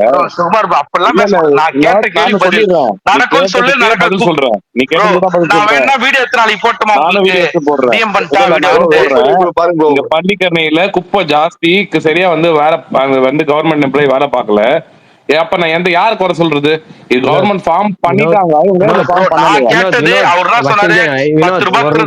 கொஞ்சம் கூலா இருங்க. இல்ல வினோத், நான் சுகுமார் தான் கேள்வி கேட்டீங்க. இருந்தாலும் நான் ஒன்னே ஒண்ணு சொல்றேன். எனக்கு தெரிஞ்சு ஃபர்ஸ்ட் அவங்க ஆட்சி அமைக்க விட்டுருங்க. அதுக்கப்புறம் வந்து எனக்கு தெரிஞ்சு ஒரு 6 மாசம் 1 வருஷம் வந்து நீங்க எந்த கேள்விகளும் கேட்க வேணாம். ஓகேவா? 6 மாசம் 1 வருஷத்துக்கு வந்து பிரீத்திங் ஸ்பேஸ் ஒன்று இருக்குல்ல, அதை விடுங்க. பிரீத்திங் ஸ்பேஸ் விடுங்க. யாருக்குமே அவங்க இப்பதான் எல்லாருமே இதுல வந்து ஒரு எனக்கு தெரிஞ்சு ஒரு 30-20 பேர் 20 பேர் வச்சுக்கோங்க அதிகபட்சம். அந்த 20 பேரை தவிர மற்ற எல்லாமே புதுமை. எல்லாருமே சட்டமன்றத்தையே முறை பாக்குறவங்களா கூட இருக்கலாம். இதுல நிறைய பேர் சட்டமன்றத்துக்குள்ள வந்து சட்டமன்றம் இப்படித்தான் இருக்குமா அப்படின்னு பாக்குறவங்களும் இருக்கலாம். எல்லாரும் வரட்டும், சட்டமன்றத்தை பார்க்கட்டும். எல்லாமே அந்த ஆட்சி அதிகாரங்கள் எப்படி நடக்குது, துறைகள் மொத்தம் எத்தனை துறைகள் இருக்குங்கிறத தெரிஞ்சுக்கிட்டும். அந்த துறைகளுக்கு ஐஏஎஸ் அதிகாரிகள் எல்லாம் இவங்கலாம் வராங்க, அதிகாரிகள்கிட்ட அவங்க எப்படி போகணும், எப்படி அவங்க அதிகாரிகள் என்ன ஆட்சி பண்ணுவாங்க, இது எல்லாத்தையும் தெரிஞ்சுக்கிட்டும். அதுக்கு பிரீத்திங் ஸ்பேஸ் ஒன்று கொடுப்போம். எல்லாருமே புதுமை. இதுல அனுபவங்கிறது ரொம்ப கம்மி, மிக சிலர் தான். இப்ப இது அதிகபட்ச எக்ஸ்பீரியன்ஸ் செங்கோட்டையன் 50 வருஷம் முழுசா எம்எல்ஏவா இருந்திருக்காரு. 50 வருஷம் ஒருத்தர் முழுசா. அப்ப ஒரு தொகுதிக்கு ஒருத்தர் 50 வருஷம் வந்திருக்காரு. அவரோட எக்ஸ்பீரியன்ஸ் கொடுத்து கை கொடுத்து அவர் எப்படி ஆட்சி அதிகாரம் பண்ணணுங்கிற விளக்கமா சொல்லி, அதுக்கப்புறம் முன்னாள் அமைச்சர்கள் அவங்களாம் நிறைய பேர் ஜாயின் பண்ணிருக்காங்க. இவங்க எல்லாம் கணக்கு பண்ணி பார்த்தா அது ஒரு அதிகபட்சம் ஒரு 20 பேர் வரும்னு வச்சுக்கோங்க. 108ல 20 பேர் 88 பேர் இருப்பாங்க புதுசு. 88 பேருமே புதுசு. இதுல 88 பேர்ல கண்டிப்பா குறைஞ்ச 8 பேர்த்து தவிர 80 பேருக்கு வந்து இது எப்படி இயங்கும்னு கண்டிப்பா தெரிஞ்சுக்காது. நிறைய பேர் விஜய்ங்கிற முகத்துக்காக ஓட்டு போட்டுருக்காங்க. அவங்க எப்படி இயங்கும் கத்துக்கிறதுக்கு கண்டிப்பா ஒரு வருஷம் ஆயிரும். அந்த 1 வருஷமும் அதிகாரிகள் தான் ஆட்சி பண்ணுவாங்க. அதிகாரிகள் மறைமுகமா பண்ணுவாங்க. எப்பவுமே அதை பெரும்பாலும் நடக்கிறது அதுதான். பெரும்பாலும் எப்பவுமே ஆட்சி அதிகாரம் பண்றது வந்து அதிகாரிகள் தான். அரசு என்ன பண்ணணும்னா சலுகைகளும் திட்டங்களும் வகுக்கும். அந்த திட்டங்களை செயல்படுத்தலாமா வேணாமான்னு எப்பவுமே அதிகாரிகள் தான் முடிவு பண்ணுவாங்க. அதிகாரிகள் வந்து அதுக்கு எப்படி பாசிபிலிட்டி என்னங்கிறது ஐடியாலாம் சொல்லுவாங்க. அதுக்கு பிரீத்திங் ஸ்பேஸ் 1 வருஷம் கொடுங்க. பிரீத்திங் ஸ்பேஸ் கொடுத்து 1 வருஷம் கொடுத்து அவங்க ஆட்சி நடத்தட்டும். அதுக்கப்புறம் குறைகள் இருக்கும்போது, இல்ல உங்களுக்கு இந்த கேள்விகள் இருக்கும்போது அதை கேளுங்க. அதை வந்து முடிஞ்ச அளவு நான் சொல்றது என்னன்னா வினோத், நீங்க வந்து ஒரு 6 மாசம் எமோஷனல் ஆகாதீங்க, கூலா இருங்க. ஐயா விஷால் வணக்கம். நிஜமே நீங்க சொன்னதுல முழுமையா வந்துட்டு ஒரு வருஷம் இல்ல 5 வருஷமும் ஆட்சி பண்ண போறது அதிகாரிகள் தான். ஐஏஎஸ் ஐபிஎஸ் அதிகாரிகள் தான்.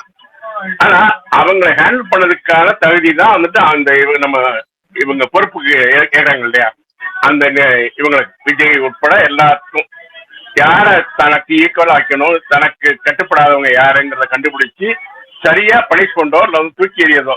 நீங்க பாத்தீங்கன்னா கடந்த 5 வருஷத்துல ஸ்டாலின் கவர்மெண்ட்ல வந்துட்டு பாத்தீங்கன்னா அதிக ஜீவம் வந்ததே வந்துட்டு ஐபிஎஸ் டிரான்ஸ்பர்ஸ் தான். நீங்க நல்லா பாத்துக்கலாம்.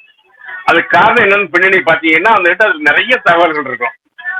அது என்ன சொல்றது, ஒட்டுமொத்த அதிகார வர்க்கத்தையே மாத்துனது அது சபரிசன் சொல்லியா இல்ல ஏதோ ஒரு காரணத்தினால வந்துட்டு டோட்டல் டிரான்ஸ்பர் நடந்து அதிக ஜீவம் வந்ததே வந்துட்டு இதுதான். நீங்க ஒரு 2 நாளைக்கு ஒரு நாள் வாரத்துல கண்டிப்பா செவ்வாய் அல்லது வந்துட்டு சனி 2 நாள்ல வந்துட்டு மினிமம் 10ல இருந்து 50 வரைக்கும் டிரான்ஸ்பர் வரும். இதெல்லாம் கொஞ்சம் டிரான்ஸ்பர் விஷயங்கள் தான் நிறைய அதுல பின்னாடியில வேற வேற தகவல்லாம் இருக்கு. இப்போ ஒட்டுமொத்தமா நீங்க நான் கொஞ்ச நேரம் தான் கவனிச்சேன். ஒருவேளை நான் கொஞ்சம் லேட்டா வந்து நான் நீங்க பேசுறதுடைய சாராம்சத்தை கவனிக்காம பேசுறேன்னு தெரியாது. ஆனா இப்ப வந்திருக்கிறது எல்லாமே விஜய்க்கான பேவர் ஓட்டு கிடையாது. இதுவரைக்கும் நடந்த அதிமுக திமுகவோட அந்த என்ன சொல்ற அந்த மிராஸ்தனமான ஒரு போக்குக்கு ஒரு எதிர்ப்பு அலை. அது விஜய் பேர்ல நம்பிக்கையெல்லாம் இல்ல. யாராவது ஒருத்தர் முன்னாடி விஜயகாந்துக்கு மேல சீமான் இருக்காரு, அவருக்கு ஏன் ஓட்டு போடல மக்கள்? டிஎம்கே டிஎம்கே பிடிக்கல, ஓகே சீமானுக்கு போடலாம்ல. அவர் கத்துறாரு, அவரு அவரோட பேச்சும் துணியும் வந்து நீங்களே கவனிச்சுக்கலாம். அதாவது விஜய் விட நல்லா பேசுறாரு, விஜய் விட நல்லா பேசுறாரு. ஆனா இலவசம் தர மாட்டேன்ட்டாரு. வினோத் விஜய் விட சீமான் நல்லா தான் பேசுறாரு. அதாவது வினோத் ஒரு விஷயம் தெரிஞ்சுக்கோ. அதாவது வினோத் ஒரு விஷயம் என்னன்னா, யாருக்கு போடணும்னு அவர் சொல்றாருல, நான் எனக்கு சொல்ல, அவர் சொல்றாருல யாருக்கு தப்பு பண்றாங்க. சொல்லு சீமான் சொல்லு, கேக்கல. சீமான் ப்ரோ, சீமான் தெரியல, சீமான் தெரியாதா? டைரக்டர் சீமான், தம்பி படத்துல சீமான். சரி ஓகே, விஜய் ஃபேனுக்கு சீமான் தெரியாது, விடுங்க. டைரக்டர் சீமானா? விஜய் ஃபேனுக்கு தெரியாது. தெரியும் சொல்லுங்க. டைரக்டர் சீமான் இல்ல. ஆமா, பாட்டிலுக்கு 10 ரூபான்னு சொல்லிட்டு அவர் 10 ரூபா வாங்குறாரு, அந்த விஜய் கிடையாது. ஓகே, டைரக்டர் சீமானா? விஜய் வினோத் ஒரு விஷயம் தெரிஞ்சுக்கோ. செந்தமிழன் சீமான், அதாவது நாம் தமிழர் கட்சியோட கலாய்க்கிறதுக்கு சொல்லல. நான் என்ன சொல்ல வரேன்னா, நாம் தமிழர் கட்சி பிஎம் கேண்டிடேட், நாம் தமிழர் கட்சியோட தலைவர். சொல்லுப்பா. நடிகர் விஜய் என்ன பிரச்சனை?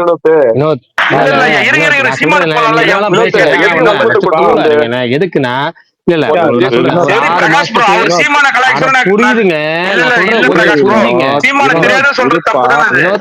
என்னன்னா, ஒரு நிமிஷம் கொஞ்சம் கூலா இருங்க. எந்த ஒரு மனநிலை பிரஷரை ஏத்திக்காதீங்க, கூலா ஹேண்டில் பண்ணுங்க. ஒண்ணும் பண்ண முடியாது நீங்க எல்லாம். இப்ப யாரும் ஒண்ணும் பண்ண முடியாது. ஏன்னா ஒருத்தர் மக்கள் வாக்கு போட்டிருக்காங்க, மக்கள் வாக்கு போட்டிருக்காங்க, ஆட்சி நடத்த போறாங்கன்னா ஆட்சிக்கு அவங்க வரவே இல்லை. மே 7 தான் பதவியேற்பு. அவங்க 7 பதவி இருக்கட்டும். அவங்க ஃபர்ஸ்ட் இந்த சில விஷயங்கள் கத்துக்க பிரீத்திங் ஸ்பேஸ் நான் சொல்றது கொஞ்சம் கொடுங்க. 6 மாசம் 1 வருஷம் ஆகட்டும். அதுக்கப்புறம் நீங்க உங்க கும்புறோம் என்னவோ அதை கேளுங்க. குறைகள் ஏதா இருந்தாலும் கேளுங்க. அது அவங்க உங்களுடைய முன்னாடி ஃபர்ஸ்ட் நான் சொல்றேன், நீங்க டென்ஷன் ஆகாதீங்க. ஃபர்ஸ்ட் ஒரு யூஸும் கிடையாது, அதை ஃபர்ஸ்ட் புரிஞ்சுக்கிங்க. ரிலாக்ஸா சினிமா அப்டேட்ல பரபரன்னு நம்ம கேட்டு வாங்குறோம்ல, அந்த மாதிரி கிடையாது.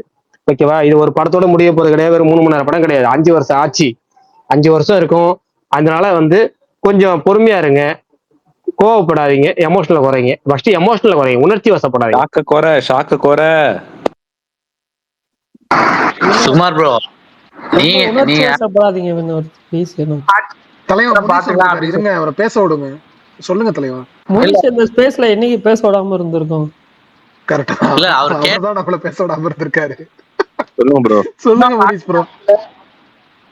அவங்க ஆட்சி அமைக்கல, அதுக்கப்புறம் பாத்துக்கலாம் விடுங்க. இன்னும் வந்த பிறகு வாங்கினா பாத்துக்கலாம்னு சொல்லி விட்டுக்கலாம். அதை விட்டுட்டு உடனே இன்னொரு அரசாங்க அதிகாரி மேல குற்றம் பழிய மாத்தி அதுக்கு ஒரு கேள்வி கேட்டு எதுக்கு இது? யாரு தலைவா? புரியல, யாரு சொல்றீங்க? சுகுமார் ப்ரோ சொன்னாரு உடனே, இன்னைக்கு குப்பையெல்லாம் அகற்றல, கார்பரேஷன் அப்படியே இருக்குது, இது யாரை கேக்குது அப்படின்றாரு. அது எதுக்கு? அவர் கேட்ட கொஸ்டின் ஒண்ணு, உடனே கவர்மெண்ட் சரியில்லைன்னு ஸ்ட்ரைட்டா சொல்றதை விட்டுட்டு கவர்மெண்ட் அதிகாரிகள் சரியில்லை. அதாவது அவர் சொல்றாருல, என்ன சொல்ல வரேன்னா, ஆட்சிக்கு இன்னைக்கு அமைக்கலப்பா. அப்போ இப்ப நடக்கிற விஷயங்கள்லாம் யார் மேல சேர்க்கறதுன்ற எக்ஸாம்பிளுக்கு சொல்ல வந்தேன், புரியுதா? இப்போ கரெக்டா இல்லைன்னா அது யார் மேல வரும்? வினோத் கேட்டது நீங்க என்ன சொல்லணும்? இப்ப வாங்குவாங்களா வாங்க மாட்டான்னு தெரியாது, வாங்கின முறை அதை பத்தி பேசலாம் சொன்னா முடிஞ்சு போச்சு. அதுக்காக இவங்களை சொன்னா ஒத்துப்பாரா? நான் கேக்குறேன். கவர்மெண்ட் ஸ்டாஃப் அப்படின்ற மாதிரி சொல்லக்கூடாது, புரியுதுங்களா? கவர்மெண்ட் ஸ்டாஃப் எல்லாம் எத்தனை பேர் சரியா இருந்து எத்தனை அரசியல்வாதிகள் அவங்களை ஆட்டி பற்றிக்கிறாங்க, நிறைய இருக்கு. ஓ, சொன்னா புரியுதப்பா. நான் என்ன சொல்றேன்னா, ஒரு ஒரு ஒரு ஒரு அதாவது சரி ஓகே, ரோடு சரியா போடல அப்படின்னா அதுக்கு யார் பொறுப்பு ஏற்க முடியும்? நீங்க சொல்லுங்க, யார் பொறுப்பு ஏத்துக்கணும்? நீங்களே சொல்லுங்களேன். நீங்க அதெல்லாம் மானிட்டர் பண்றதுக்கு இதுக்கு முன்னாடி சொன்னார்ல, ரூல்ஸ் அண்ட் ரெகுலேஷன் எல்லாமே வகுக்குறாங்க. அதெல்லாம் மானிட்டர் பண்றதுக்கு தான் நம்ம எம்எல்ஏ எம்பி எல்லாம் செலக்ட் பண்ணி வச்சிருக்கோம், புரியுதுங்களா? அவங்க தப்பு கேட்கறதுக்கு இவங்களுக்கு எல்லா அதிகாரமும் இவங்களுக்கு இருக்குல்ல, அதனால வந்து ஃபுல் கேட்கலாம்ல. சொல்லிட கூடாது. அவங்க யார் வேணா கேட்கலாம். தப்பு பண்றாங்க. சுதந்திரமான நாடு, யார் வேணா கேட்கலாம். ஆனா அவங்க பதவி ஏற்கட்டும் ஃபர்ஸ்ட். பதவி ஏத்துட்டு நானும் சொல்றேன். பதவி ஏத்ததுக்கு அப்புறம் ஒரே கேட்கலாம். ஆனா வினோத் வந்து அதுக்கு முன்னாடியே வந்துட்டு எனக்கு வந்து இன்னைக்கு வந்து 10 ரூபாய் எக்ஸ்ட்ரா வாங்கினாங்க, இதுக்கப்புறம் குறைப்பாங்களா அப்படின்னு கேக்குறது கரெக்டா சொல்லு? ஏற்கலன்னு அவருக்கே தெரியும்ல. கேட்டது சொல்ல இன்னும் ஆட்சி அமைக்கலப்ப வந்த முறைக்கு பாத்துக்கலாம். அவங்க வந்த முறைக்கு வாங்கினா அப்ப வந்து பேசு அப்படின்னு சொன்னா முடிஞ்சு போச்சு. அதை மடமாத்ததுக்காக கவர்மெண்ட் சிஸ்டம் ஒர்க் பண்ற எல்லாருமே தப்பா மாதிரி அவங்க மேல பழி திருப்பி போட்டீங்களா? அதான் கேக்குறேன். அப்படி சொல்ல ப்ரோ அவரு. நான் அப்படி சொல்லலப்பா, நான் வந்து அப்படி சொல்லலப்பா. அப்படி சொல்ல இன்னமும் வந்து பழைய இதுதான் நடந்துட்டு இருக்கு. அப்படி சிஸ்டம் வந்து அப்படிதான் இருக்கு. எப்படி விட்டதோ அப்படிதான் இருக்கு. அதை மாத்தணும்னா இவங்க ஆட்சி அமைச்சதுக்கு அப்புறம் இவங்க பண்ணலன்னும் போதுதான் அப்ப இவங்களை பயன் பண்ண முடியும். இப்ப யார பயன் பண்ண முடியும் தான் நானும் சொல்றேன். அவங்க ஆட்சி அமைச்சும் போது இருக்கோம். அதை விட்டுட்டு நீங்க என்ன பண்ணீங்க, கார்பரேஷன்ல இருக்கிறவங்க சரியில்லை, ஏதோ குப்பை எல்லாம் எடுக்கல அப்படின்ற மாதிரி நீங்க ஏன் சொல்றீங்க நான் கேட்கிறேன். அவ்வளவுதான். சரி விஷால், கொஞ்சம் ஒரே ஒரு கேள்வி. விஷால் பிரகாஷ் யாரு? முனிஷ் தானே பேசுறது? எங்க இருக்கீங்க முனிஷ்? எந்த ஊர் நீங்க? எந்த ஊர் முனிஷ்? சென்னை தான். சென்னையில எங்க இருக்கீங்க? சென்னையில அவுட்டர் சென்னை தான். இந்த பள்ளிக்கரணை பக்கத்துல குப்பை கொட்டுவாங்க, படத்துல எல்லாம் கட்டுவாங்க, பாத்துருக்கீங்களா? நேர்லயே பாத்துருக்கேன் அந்த இடத்த. அந்த சவுக்கு நேர்லயே பாத்துருக்கீங்களா? அதுக்கு பக்கத்துலதான் வீடு. பக்கத்துலனா வந்து கிட்டத்தட்ட ஒரு வித்தின் ஒரு 1 கிலோமீட்டர் தான் என் வீடே இருக்கு. நீங்க வந்து பாத்துட்டு சொல்லுங்க நல்லா நடக்குதான்ட்டு. நீங்க நடக்குதுன்னு சொன்னா குறை சொல்ல மாட்டேன். இதுல ஒரே ஒரு கேள்வி. முதல்ல பப்ளிக்கா நம்ம எல்லாம் கரெக்டா குப்பையெல்லாம் பிரிச்சு ஒழுங்கா கொடுத்து அனுப்புறோங்களா? எத்தனை பேர் எவ்வளவு இது அப்படியே எடுத்து போடுறோம்? அதோட சிஸ்டம் கரெக்டா இருக்குங்களா? அதான் சொல்றேன்.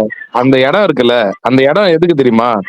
எல்லாத்தையும் போயிட்டு ஒரு இடத்துல போட்டு இது பண்ற இடம். அந்த இடம் ஏன் அப்படி இருக்கு? அது யார் கண்ட்ரோல் வரும்? சரி, நார்த் சென்னையில பெரம்பூர் இருக்குல்ல, பெரம்பூர் தொகுதியில் தான் அந்த இதுவே இருக்கு. அந்த குப்பை கிடங்கு ஒண்ணு இருக்கு தெரியுங்களா? சரி, சவுத் சென்னைக்கு நீங்க அங்க சொல்றீங்களா? நார்த் சென்னையில பெரம்பூர்ல கொரட்டூர்னு ஒரு ஏரியா இருக்கு. அங்கதான் ஃபுல் குப்பையும் எடுத்துட்டு போய் போட்டு அங்கேயும் அப்படியே தான் இருக்கு. அது நாளைக்கே மாறிடுங்களா? மாற்றம் வரும்போது அதான் எல்லா ஊர்லயும் அப்படிதான் இருக்கும். சூப்பர் போ, எங்க ஊர்ல அதோட கேவலமா இருக்கும். எல்லா ஊர்லயும் குப்பை கணக்கு அப்படிதான் இருக்கும். இல்ல அது கேட்கறதுக்குன்னு அதாவது அவங்கள தப்பு சொல்ல, அத கேட்கறதுக்குன்னு ஒரு அதிகாரம் இருக்கும்ல ஒருத்தருக்கு. அவங்களுக்கு மேல ஒருத்தங்க இருப்பாங்கல்ல. ஆமா, அதுக்கு அதிகாரம் ஒரு 5-6 அதிகாரம் இருப்பாங்க. அவங்களுக்கு மேல வந்து அப்படியே வந்தா கடைசியில யாரு நிப்பா? மேயர் அண்ணா வந்து நிக்கும் ப்ரோ. கடைசியா மேயர் அண்ணா வந்து நிக்கும். மேயர் மேயர் வந்துட்டு யார் தேர்ந்தெடுப்பா? Mayor councillor தேர்ந்தெடுப்பாங்க. நம்ம கவுன்சிலர் ஓட்டு போடுறோம். கவுன்சிலர் ஓட்டு போட்டா மேயர் ஆக்குறாங்க. 200 வார்டு இருக்கு சென்னையில. 200 வார்டு கவுன்சிலர் ஜெயிக்க வைக்கிறது. ஓகே, தேர்ந்தெடுப்பாங்களா? அதெல்லாம் நடந்துச்சா? இப்போ ஒன்னும் நடக்கல. இப்போ இன்னும் ஒரு 1.5 வருஷத்துக்கு அதேதான் அப்படியே கண்டினியூ தான். இன்னும் 1 வருஷமா 1.5 வருஷமா இருக்கு. அடுத்த மேயர் எலெக்ஷனுக்கு வார்டு உறுப்பினர் எலெக்ஷனுக்கு ஆட்சி அமைச்சு, அதாவது இப்ப நீங்க கேட்டீங்களா கொஸ்டின், ஆட்சி அமைச்சு ஒரு இதுல ஸ்கீம்ல வந்து கையெழுத்து போட்டு அதை இது பண்றதுக்கு டைம் எடுக்குமா? இன்னொரு 4 நாள்ல வந்துரும். அவர் 7ஆம் தேதி ஏதாவது ஒரு கையெழுத்து போடணும் ப்ரோ. ஃபர்ஸ்ட் இப்போ ஸ்டாலின் வந்தாரு, 4000 போட்டாரு. ஃபர்ஸ்ட் கையெழுத்து அவர் அதான் பண்ணாரு. ஞாபகம் இருக்கா? சும்மா இருக்கும் 2020. இவர் வந்து கையெழுத்து போடலன்னா, இவர் வந்து எதுவுமே கையெழுத்தே ஒன்னும் போடலங்க, எப்ப போடுவாருன்னு கேளுங்க. வேணா வந்துட்டு அதுக்கு வேணா நம்ம வந்து பேசுவோம். அது சும்மா இருக்கும். 7ஆம் தேதி ஏதாவது ஒண்ணு போடுவாரு ப்ரோ. அவரு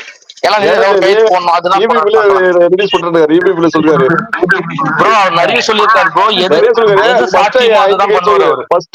கைட் சொல்றாரு ப்ரோ. அவரு 5 சைன் போறோம் ஃபர்ஸ்ட். அது பெரிய அரசு ப்ரோ. சொல்லியிருக்காரு ப்ரோ. ஃபர்ஸ்ட் ஏதாவது மக்களுக்கு டக்குன்னு போய் சேர்ற மாதிரி எனக்கு தெரிஞ்சு அந்த 2500 அது மாதிரி ஏதாவது கொடுப்பாருன்னு நினைக்கிறேன். ஏன்னா அவங்க அதான் பண்ணாங்க. டிஎம்கே வந்தோம்னா 4000 போட்டாரு. மக்கள் கொஞ்சம் இல்ல ப்ரோ, நான் சொல்றேன் இபி பில் இது பண்றாரு. இபி பில் 2 ஃப்ரீ இல்ல ப்ரோ. அது சாத்தியம் இல்ல ப்ரோ. அது சாத்தியம் இல்ல. அது அதான் ஃபர்ஸ்ட் கைட் போடுறாரு அவரு. சரி ப்ரோ, 7ஆம் தேதி நைட் ஸ்பேஸ் போடுறாங்க. அப்ப பேசலாம். உங்களுக்கு நான் பாக்குறேன் அதை பத்தி. ஓகே பேசலாம். வெயிட் பண்ணி பாருங்க. வெயிட் பண்ணுங்க, ஒரு டைம் கொடுங்க கொஞ்சம். இல்ல ப்ரோ, நானும் 5 ரசீர் தான். கொஞ்சம் எடுத்து போய் ஃபுட்பால் பாரு. எல்லாம் 5 ரசீர் தான். நான் விஜய் சப்போர்ட் போய் டிவிக்கு சப்போர்ட். ஆக்சுவலா அது பிரச்சனை இல்லை. வன்மத்தை கொட்டதே இல்லை. வன்மத்தை கிடையாது ப்ரோ. இப்போ அவர் 1-2 எல்லாம் அந்த சொன்னா அவர் கூட நான் இப்ப ஏன் இந்த 10 ரூபா மேட்ரு எடுத்துட்டு வந்தேன்னா அவர் 10 ரூபாய் வச்சு கொஞ்சம் நாள் கான்ட்ரவர்சி பண்ணாரு, புரியுதா இல்லையா? அது இவர் வந்தாருன்னா மாத்து வராங்க, நான் நாளைக்கு மாத்து வராங்க கேட்கல, அடுத்த மாசமோ இல்ல ஒரு 3 மாசம் கழிச்சோ அப்படிதான் கேக்குறேன். நான் நாளைக்கே வந்து 10 ரூபா ஏன்னா இன்னைக்கு நான் போனேன். ஆமா சரியா, நீ போய் சாப்பிட்டதால எனக்கு தெரியும். இப்ப ஏகேவும் அவரு ட்ராக்ல போயிருக்காரு, அது பாக்கணும்ல. இப்ப ஏகேவும் அவர் ட்ராக்ல போயிருக்காரு, அவரு இதுல போயிருக்காரு, அவர் போய் ரேஸ் ட்ராக் அது மாதிரி அவரோட ஆம்பிஷன்ல போயிருக்காரு. இவரோட ஆம்பிஷன் இது அரசியல், 2 பேரும் ஒரு ட்ராக்ல போயிருக்காங்க. அங்க அவர் சக்சஸ் ஆயிட்டாரு, இவரு இங்க சக்சஸ் ஆயிட்டு இருக்காரு. நம்ம அதை கொண்டாடதான் செய்யணும். அதை விட்டுட்டு வன்மத்தை கொட்டுறது நமக்கு நல்லது இல்லை ப்ரோ. வன்மம் கிடையாது ப்ரோ, இது விமர்சனம் ப்ரோ. இப்ப நம்ம படத்துல வன்மத்தை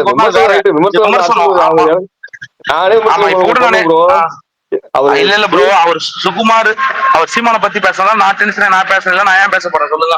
ஓகே ஓகே, அவர் வந்து நீ வரட்டும், செய்யலன்னா எல்லாம் கேட்போம், செஞ்சா ஓகே தான், நல்லா செஞ்சுட்டா எல்லாம் கொண்டாடுவோம், அவ்வளவுதான். ஓகே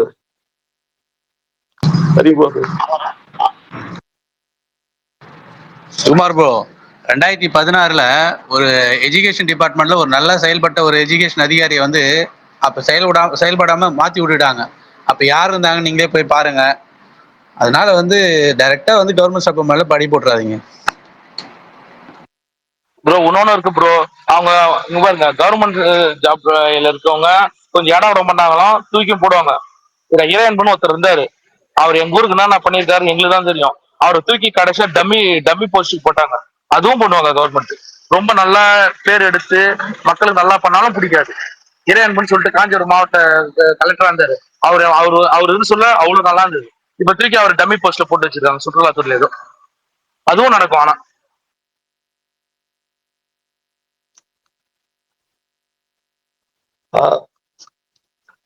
சுகுமார் ப்ரோ, இப்ப யாரு போய் கூட போவோம்னு எதிர்பார்க்கறீங்க? இப்ப இவரு காங்கிரஸ் கூட போவீங்களா?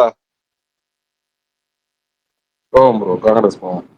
காங்கிரஸ் அது கன்ஃபார்ம் போயிடும். மத்த இவங்க போவாங்களா? விக்கா இவங்களும் பேசிருக்காங்க போல. அவங்க தெரியல போவாங்களான்னு. சிபிஐ சிபிஎம் வாய்ப்பு. சிபிஐ சிபிஎம் மட்டும் பேசிட்டு இருக்காரு போல.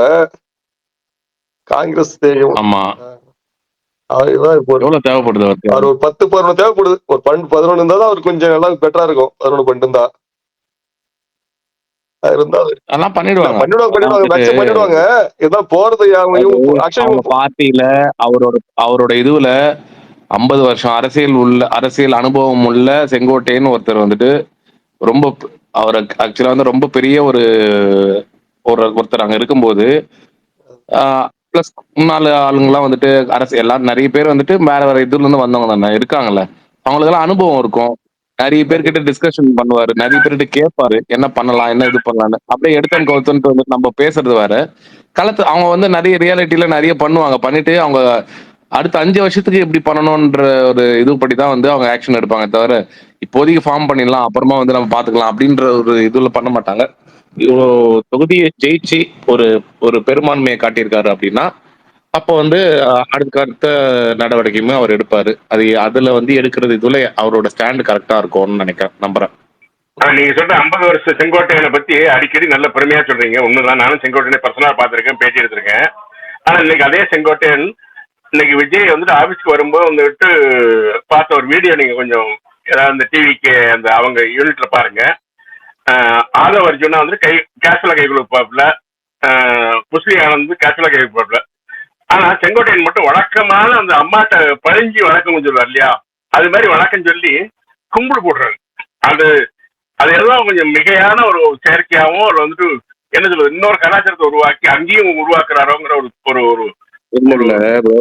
இப்ப ஒரு விஷயம் ஒண்ணு இருக்கு. இப்ப நான் வந்துட்டு இப்ப நீங்க அவர் ஆதவர்ஜுனா வந்து வேற, அது ஓகே. புசி ஆனந்த் பல வருஷமா விஜய் கூட இருக்காரு, ரொம்ப க்ளோஸா இருக்காரு, நெருக்கம், எல்லா இடத்துக்கும் போறாரு வராரு. ஆதவர்ஜுனாவுமே வந்து பார்ட்டி ஆரம்பிச்சதுக்கு கொஞ்ச நாள்லயே இங்க வந்துட்டாரு. அதனால அவருக்குமே வந்துட்டு இங்க ஒரு நல்ல பழக்கம் ஆயிடுச்சு. செங்கோட்டையன் வந்து சமீபமா தானே வந்தாரு. மேபி அவருக்கு டைம் எடுக்கலாம், இல்ல வந்துட்டு அது கொஞ்சம் கொஞ்சமா மாறலாம். நம்ம எடுத்தோன்னு ஒரே ஒரு விஷயத்த வச்சே நம்ம வந்துட்டு ஒரே இன்சிடென்ட் வச்சே வந்துட்டு நம்ம வந்து ஓப்பனா அப்படியே சொல்லிட முடியாதுல்ல. இவர் போயிட்டு அவருக்கு கும்பிட்டு போட்டாரு. நீ சொல்றது நான் ஒத்துக்கிட்டேன். இதே ஓபி பன்னீர்செல்வத்திட்ட நீங்க வந்துட்டு எப்போதும் ஜெயலலிதா காலில் விடுற போட்டோ மட்டும் அதிகமாக வருதுன்னு நானே கேட்டிருக்கேன் பேட்டியில. பர்சனலா அந்த ஒரு நான் குமுதா ஆனந்தோட இருக்கும்போது கேட்டிருக்கேன். ஆனா அவர் சொல்றாரு, நீங்க ஏன் அவர் நான் அந்த அம்மா காலில் விடுறதான் நீங்க பாக்குறீங்க, அந்த அம்மா காலில் விடுறதுனால என் காலில் விடுற எத்தனை பேர் நீங்க பார்க்க மறந்துட்டீங்க அப்படின்னு சொன்னாரு. இது மாதிரி இருக்கலாம், இன்னொரு பின்னணி இருக்கலாம். ஆனா செங்கோட்டையன் அந்த இந்த இவர் ஆதவ அர்ஜுனோட வந்து ஈவன் எனக்கு தெரிஞ்சு 10 செலவுனா புஸ்ரீ ஆனந்த பத்தி 70 ஏதோ நம்பரை வந்துட்டு எப்படி சொன்னாருங்கிறது அளவுக்கு கொஞ்சம் இது ஒரு வார்த்தை பிரயோகம் தெரியும். ஆனா அது மாதிரி 4 தொழில் நிக்கலாம் தான் அது பொதுச்செயலர் அதெல்லாம் சொன்னதெல்லாம் தெரியும். அவரே கூட ஃப்ரெண்ட்லியா கை கொடுக்கிறாரு. ஆனா அவரோட நேச்சரா கூட இருக்கலாம் ப்ரோ. அது மாற டைம் ஆகும்ல.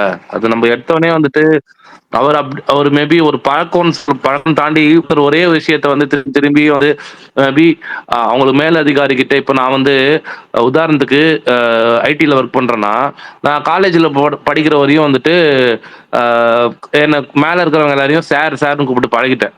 நான் ஐடில போய் வேலைக்கு சேர்ந்தோடனே வந்து எனக்கு மேல இருக்கு, அவருக்கு வந்து என் மேனேஜருக்குலாம் வந்து ஒரு 50 வயசு இருக்கு, 45 வயசு இருக்குன்னு வச்சுங்களேன். நான் சாருன்னு கூப்பிடக்கூடாது, கால் மீ, பேர் சொல்லி கூப்பிடுங்க அப்படின்வாங்க. அது வந்து எனக்கு கார்பரேட் ரூல் அப்படிதான், பேர் சொல்லி. எனக்கு எத்தனை வந்து அப்படி பேர் சொல்லி கூப்பிட வரல. கிட்டத்தட்ட ஒரு 2 மாசம் 3 மாசமும் நான் வந்துட்டு சார்னு வந்து அது ஒரு மாத்திக்கவே ரொம்ப இதுவாயிடுச்சு. அதுக்கப்புறமா ஒரு குறிப்பிட்ட கடத்துக்கு மேல நான் வந்துட்டு அவர் என்னதான் வந்து அவர் வந்து நான் பேர் சொல்லி கூப்பிட்டாலுமே உள்ளுக்குள்ள ஒரு தயக்கம், ஒரு லைட்டா ஒரு இது கில்ட் இருக்கும். என்னதான் வயசுல பெரியவர் நம்ம சாருன்னு கூப்பிடாம அவர் வந்து பேர் சொல்லி கூப்பிடுறோமே அப்படின்னு ஒரு இது இருக்கும்ல. அந்த மாதிரி நான் வளர்ந்த இது அப்படி. இதே நான் ஃபாரின் கண்ட்ரில படிச்சு வந்திருந்தேன்னா நான் வந்து பேர் சொல்லி கூப்பிட்டுருப்பேன். அந்த மாதிரி தான் ஒருத்தர் எங்க இருந்து வராங்க அப்படின்றது ஒண்ணு இருக்கு, ஒரு சில பேர் என்ன பழகுறாங்கன்னு ஒண்ணு இருக்கு. எல்லாம் மாறும் ப்ரோ. பாப்போம், டைம் இப்பதான் முதல்ல இது நடந்திருக்கு, பாப்போம். கம்பேர் பண்ணும்போது எனக்கு ஹலோ யாருங்க கொஞ்சம் பேசலாம் ஐயா? இல்ல சுமார் சொன்ன கரெக்ட் தான். இப்ப ஆக்சுவலா நான் மலேசியால ஒர்க் பண்ணிட்டு இருக்கேன். இங்க பார்த்தா இப்ப நான் இங்க வந்து சார் தான் சொல்லி கூப்பிட்டேன். இவ சொன்ன சேம் இதுதான். நான் எல்லாத்தையும் சார் சொல்றேன். இங்க வந்து சார் சொல்லக்கூடாது, ஒண்ணு நேம் சொல்லி கூப்பிடணும், இல்ல பாசம் சொல்லணும். எனக்கு அந்த சார் சொல்லுது எனக்கு 1 மாசம் கஷ்டமா இருந்துச்சு சார் சொல்றது. அப்புறம் மாத்திக்கிட்டேன் பாசம் சொல்லி. நீங்க 2 பேரும் சொல்ற உடனே நான் லேட்டா உங்களுக்கு புரிஞ்சுக்கிட்டேன். என்னன்னா நான் கிட்டத்தட்ட ஒரு 45 வருஷமா பத்திரிகையாளனா இருக்கேன், பத்திரிகை ரிப்போர்ட்டராவே இருக்கேன். ஆனா என் கூட சக பழகிச்சு இன்னைக்கு ஒரு அசோகன் ஒருத்தன் குமுதத்துல எடிட்டரா இருக்காப்புல, அதை ஹிந்துல எடிட்டரா இருந்தாப்புல, இப்போ குமுதத்துல இருக்காப்புல. அது மாதிரி என் சக பயணியா சுதாகன் ஒருத்தர் கேள்விப்பட்டிருக்கலாம். அவர் வந்துட்டு செப்படித்தது அந்த எடிட்டர், ஜூனியர் போஸ்ட் எடிட்டர்லாம் ஆனார். ஆனா இதெல்லாம் வந்துட்டு எனக்கு அந்த போஸ்ட் மேல ஆசை வரல, ஏன்னா அவங்க போனாங்க வாசம். ஆனா நான் எப்போதுமே என்னை ஆபீஸ்ல டியூன் பண்ணுவாங்க, குமார் அனுப்புனா சரியா வந்துடும், அந்த செய்தி கிடைக்கும் அப்படிங்கிற மாதிரி என்னை ஃபீல்டுக்கு அனுப்பிச்சாங்க. நான் இன்னைக்கு வரை கலர் ரிப்போர்ட்டராகவே இருந்துட்டு இருக்கிறதுல ஒரு பெரிய ஒரு இது. ஆனா அந்த இமேஜ் புரியாம இது போச்சு. என்ன சொல்றது, அந்த நீங்க போஸ்ட் கிடைக்கிறதுக்குடைய மரியாதை நீங்க அந்த அதாவது நீங்க எடிட்டர் ஐயா இல்ல ஃபீல்ட் ஒர்க் பண்றது கிடைக்காது, அந்த இது போஸ்டிங் உள்ளது. ஆமா, ஆனா இதுல உள்ள சந்தோஷங்கிறது நிறைவு வேற. ஆனா அந்த கேட்டகரி வேற இல்லையா உங்களுக்கு. இன்னைக்கு ரஞ்சன் வந்துட்டு ஒருத்தர் இருக்காரு, கும்பத்துல வேலை பார்த்தவர், புதிய தலைமையில வேலை பார்த்துட்டு இன்னைக்கு ஏதோ ஒரு யூடியூப் சேனல் இன்சார்ஜா இருக்காரு ரஞ்சன். இப்ப சமீப காலம் தான் என்னை சாருன்னு கூப்பிடுறாரு. அவர் என்னையோட கிட்டத்தட்ட 10 வயசு கம்மியா இருக்கும். அவர் அப்ப கும்பத்துல கிருஷ்ணா தாவின்சி இவங்க கும்பத்துல அவர் பண்ணும்போது நான் ரிப்போர்ட்டருங்கிறது அதுதான் அவங்க தான் எடிட்டோரியல் என்ன சொல்றது அந்த ஹை ரேங்க் சாரனே கூப்பிட்டு பழகிட்டேன். அது இன்னைக்கு தெரியுது, அந்த வித்தியாசம் தெரியுது. இது சாருங்கிறது சொல்றதுனாருடைய விளைவை சொல்லல, பட் அந்த என்னை அந்த டவுன் பண்ணதுனால அது ஏற்பட்ட பாதிப்பு இன்னைக்கு எனக்கு கூட பயணிக்கிறவன் இன்னைக்கு இந்த கையூட்டு வாங்குறவங்களுடைய பத்திரிகைக்காரர் லிஸ்ட் சேர்த்தாங்க. நான் சொல்றது புரியுங்களா? சரியா தப்பா சரியா சொல்றான்னு தெரியாது. இன்னைக்கு வெறுமனை யூடியூப்னு ஒன்று ஓபன் பண்ணிட்டு இது பண்றாங்க. ஒரு ஓசியில யூடியூப் ஆரம்பிக்கலாம், இல்லை எல்லாமே பண்ணிக்கலாம். நீங்க ஏதாவது ஒரு தப்பா வந்துட்டு நாளைக்கே வந்துட்டு என்ன சினி டாக்குங்கிற இதுல வந்துட்டு பயங்கர இதை மோசமா போயிட்டாங்க டாக்கு அப்படின்னு சொல்லிட்டு ஒரு கிரியேட் பண்ணா வந்துட்டு ஒரு ட்ரெண்ட் ஆகலாம். ஆனா அந்த மாதிரி யூடியூப் கிடைக்கிற மரியாதை நம்ம என்ன மாதிரி ஒரு சக பத்திரிகையாளர் கிடைக்கலங்கிறது ஒரு ஏக்கம் இருக்கு. இது தெரியல. பட் என்ன நீங்க சொன்னது சாருக்கும் இதுக்கான வித்தியாசம். ஏன்னா அது நான் நிறைய வளர்த்துருக்கலாம், உண்மையான பத்திரிகையாளர் வளர்த்துருக்கலாம். நான் அதை கொஞ்சம் ஏமாந்துட்டனோ தோத்துட்டனோங்கிறது எனக்கு கொஞ்சம் கவலை உண்டு. ஏன்னா நிஜமா ஃபீல்டு ரிப்போர்ட்டருங்கிறது இப்ப இந்த கலர் ரிப்போர்ட்டர் இல்லை. இப்ப சிலவர் மட்டும் இன்னைக்கு இந்த ஒட்டுமொத்த இத இந்த எலெக்ஷன் ரிவ்யூ வந்துட்டு சிலவர் மட்டும் கொஞ்சம் சரியா அனலைஸ் பண்ணிருக்காங்க. நீ ஒட்டுமொத்தமா நீ தப்பு பண்ணிருக்கீங்கடா பத்திரிகைக்காரங்கள் தான். நீங்க எல்லாரும் வந்துட்டு அந்த பெண் டீமோ இல்ல வந்துட்டு இவங்ககிட்டயே அடிமை ஆயிட்டீங்க, இல்ல அடிமைப்படுத்தப்பட்ட ஒரு டீம்ல வந்து உட்கார்ந்து வேலை பார்த்துட்டு இருக்கீங்க. அதாவது நீங்க திறமையா ஹிந்து, அதாவது இப்போ சமீபம் ஃபுல்லா உங்களுக்கு தெரியும் ஹிந்து ராம் வந்துட்டு இவருக்கு போட்டார் அவரு.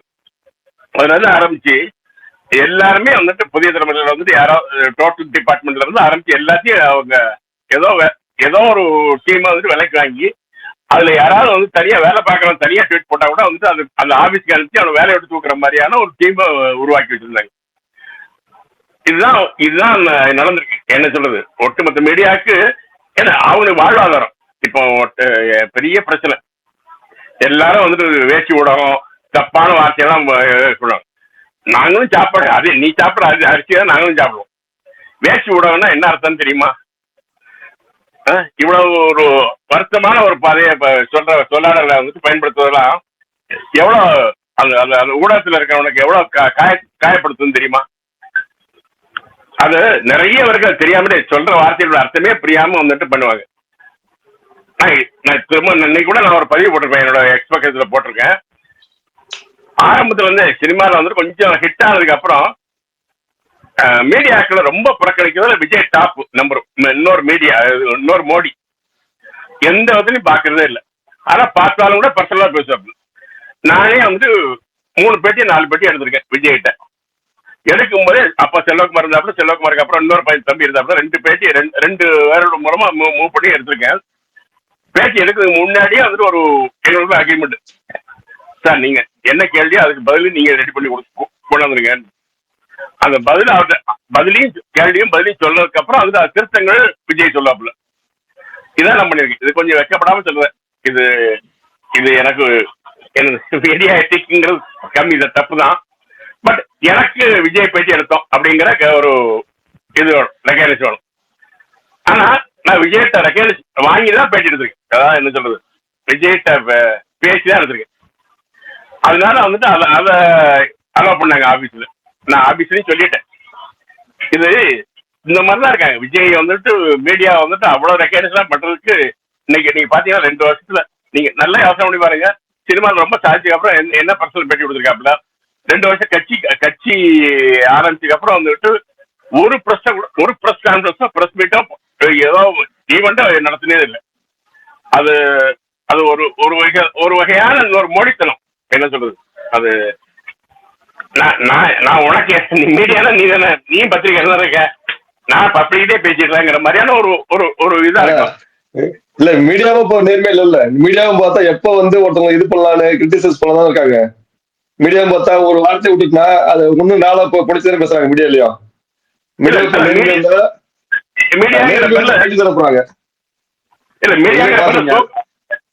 நீங்க சொல்றது மீடியாங்கிற சோகால் மீடியா வந்ததுனால வந்து ஏற்பட்ட பாதிப்பு. இன்னைக்கும் நீங்க மீடியால இன்னைக்கு டிராஜர் உடல் வந்துட்டு மீனம்பாக்கம் வந்ததுங்கிறது இன்னைக்கு யூடியூப் சேனல்ல இருக்கு. எல்லா வீடியோ சொல்றேங்க. ஒரு சில இப்ப நியூஸ் சேனல் மீடியாலாம் எப்ப யார வந்து இது போய் கிரிட்டிசைஸ் பண்ணலாம், யார் எப்ப கிடைப்பாங்கன்னு தான் பாக்குறாங்க. ஏதாச்சும் ஒரு தப்பு பண்ணுவாங்களா எடுத்து 1க்கு 10 போடலாம் பாக்குறாங்க மீடியாலயும். அதான் அதாவது யூடியூப் சேனல் வந்ததுக்கு அப்புறம் மீடியாவும் யூடியூப் சேனல் ஒன்னாயிருது அவனுக்கு. நான் சத்தியமா அடிபட்டு ரத்தம் செஞ்சு நான் இதோட பத்திரிகை வராத்துல வந்துட்டு அதிகமா ஆம்புலன்ஸ்ல போன ரிப்போர்ட் நான் அப்படிங்கிற மாதிரி எனக்கு ஒரு பெருமை உண்டு. ஆனா நானும் மாதிரி வந்துட்டு இந்த யூடியூப் சேனலும் யூடியூப் ரிப்போர்ட்டரும் ஒண்ணுங்கிற ஒரு கலாச்சாரம் தான் இருக்கு இல்லையா? அதுதான் கொஞ்சம். ஆனா அதாவது நான் ஒரு தடவை வந்துட்டு ஏதோ ஒரு விஜயகாந்த் வந்து ஒரு தடவை வந்துட்டு ரொம்ப அப்பதான் உடல்நலம் சரியில்லாம இருந்தாரு. அப்ப நான் குமுத ரிப்போர்ட்டர் இருந்தேன். அப்ப இந்த யோகா இதுக்காக முதல்ல விஜயகாந்த் வந்துட்டு அவரோட இதுல இந்த ஆமா அது போகும்போது அந்த கேட்டை முடிட்டு உள்ளுக்குள்ள வந்துட்டு எல்லாம் ரிஹர்சல் பண்ணிட்டு இருந்தாங்க. கேட்டை முடிட்டு வெளியே இருக்கும்போது வந்துட்டு நான் கொஞ்சம் லேட்டா போனோம்னு வந்துட்டு எல்லாம் பார்த்தா ஹிந்து ரிப்போர்ட்டர் வேதான்னு ஒரு பையன், எனக்கு குழந்தை மாதிரி இருந்த பையன் அந்த பையன் வரைக்கும் ஹிண்டு வரைக்கும் இருந்தான். கதை முடியிருக்காங்க, நீங்க வெளியே நிக்கிறீங்க அப்படின்னு கேட்டேன். ஆமா என்ன பண்றது, நம்ம போட்டோ கொடுக்கலன்னா ஆபீஸ்ல கவலைப்படுத்தாங்க. நீ உள்ள போகணும், ரைட் போகணும், இல்லைன்னா வந்துட்டு இப்படி கொடுக்கறதுக்கு இது பண்ண முடியும். ஏன்னா லோக்கல் டைம்ஸ் ஏதாவது வந்துட்டு கோயம்புத்தூர் டைம்ஸ்ல ஏதாவது போட்டாங்கன்னா ஆபீஸ்ல கேட்கறாங்க என்ன அப்படிங்கிறான். அதுக்கப்புறம் நான் கதவை தள்ளிட்டு உடச்சிட்டு உள்ள போனேன். நான் தான் முதல்ல போனேன். அப்புறம் விஜய் அது செக்யூரிட்டிலாம் வந்துட்டு கொஞ்சம் கொஞ்சம் உடச்சி போனதெல்லாம் ரெக்கார்ட் ஆகிடுமா தெரியாது. ஆனா உடச்சிட்டு உள்ள போய் வந்துட்டு விஜயகாந்த் பண்ணி இருக்கும்போது அப்பதான் கொஞ்சம் என்ன சொல்றது, இந்த அறவரையா இருக்குன்னா பார்த்துட்டு குமார் சார் நீங்களா அப்படின்னு கேட்டாப்புல. அப்புறம் மனைவிட்டுலாம் அறிமுகப்படுத்தி திரும்ப வந்துட்டு தனி மீட்டிங்லாம் நடத்தினாப்புல. இது எதுக்கு சொல்ல வர, இப்ப வந்துட்டு எல்லா இடத்துலயும் வாசல்ல நிக்கிற பத்திரிகையாளர் ஜேர்னலிஸ்ட்ங்கிறது ரொம்ப அதிகமாயிடுச்சு. ரஜினிகாந்த் வீட்டுல வந்துட்டு பொங்கல் கையாட்டுறதுக்காக பாக்குறதுக்கு ஒரு டீம் அது இன்னைக்கு வரைக்கும் இருக்கு இல்லைங்களா? அது மாதிரி ஜெயலலிதா வீட்டுல ஜெயலலிதா சசிகலா வீட்டுல வாசல் நிக்குது. இது மாதிரி அது இப்போ இவர் வீட்டுல வாசல் நிக்கிறதுக்கு ஒரு பத்திரிகையாளருக்கு ஒரு ரெக்கக்னைஸ்டான ஒரு பிளேஸ்மெண்டே கூட கிடையாது. ரோட்லாம் நிக்கணும். அது பக்கத்துல ஒரு பெட்டிகளா இருக்கா இல்ல தனிகளா இருக்கா யாருக்கும் தெரியாது. பத்திரிகையாளருடைய அது யாரு problem? News channel problem. News சேனலோட ஹெட் ப்ராப்ளம். அவங்க மீண்டும் அதோட மேனேஜ்மெண்ட் ப்ராப்ளம்.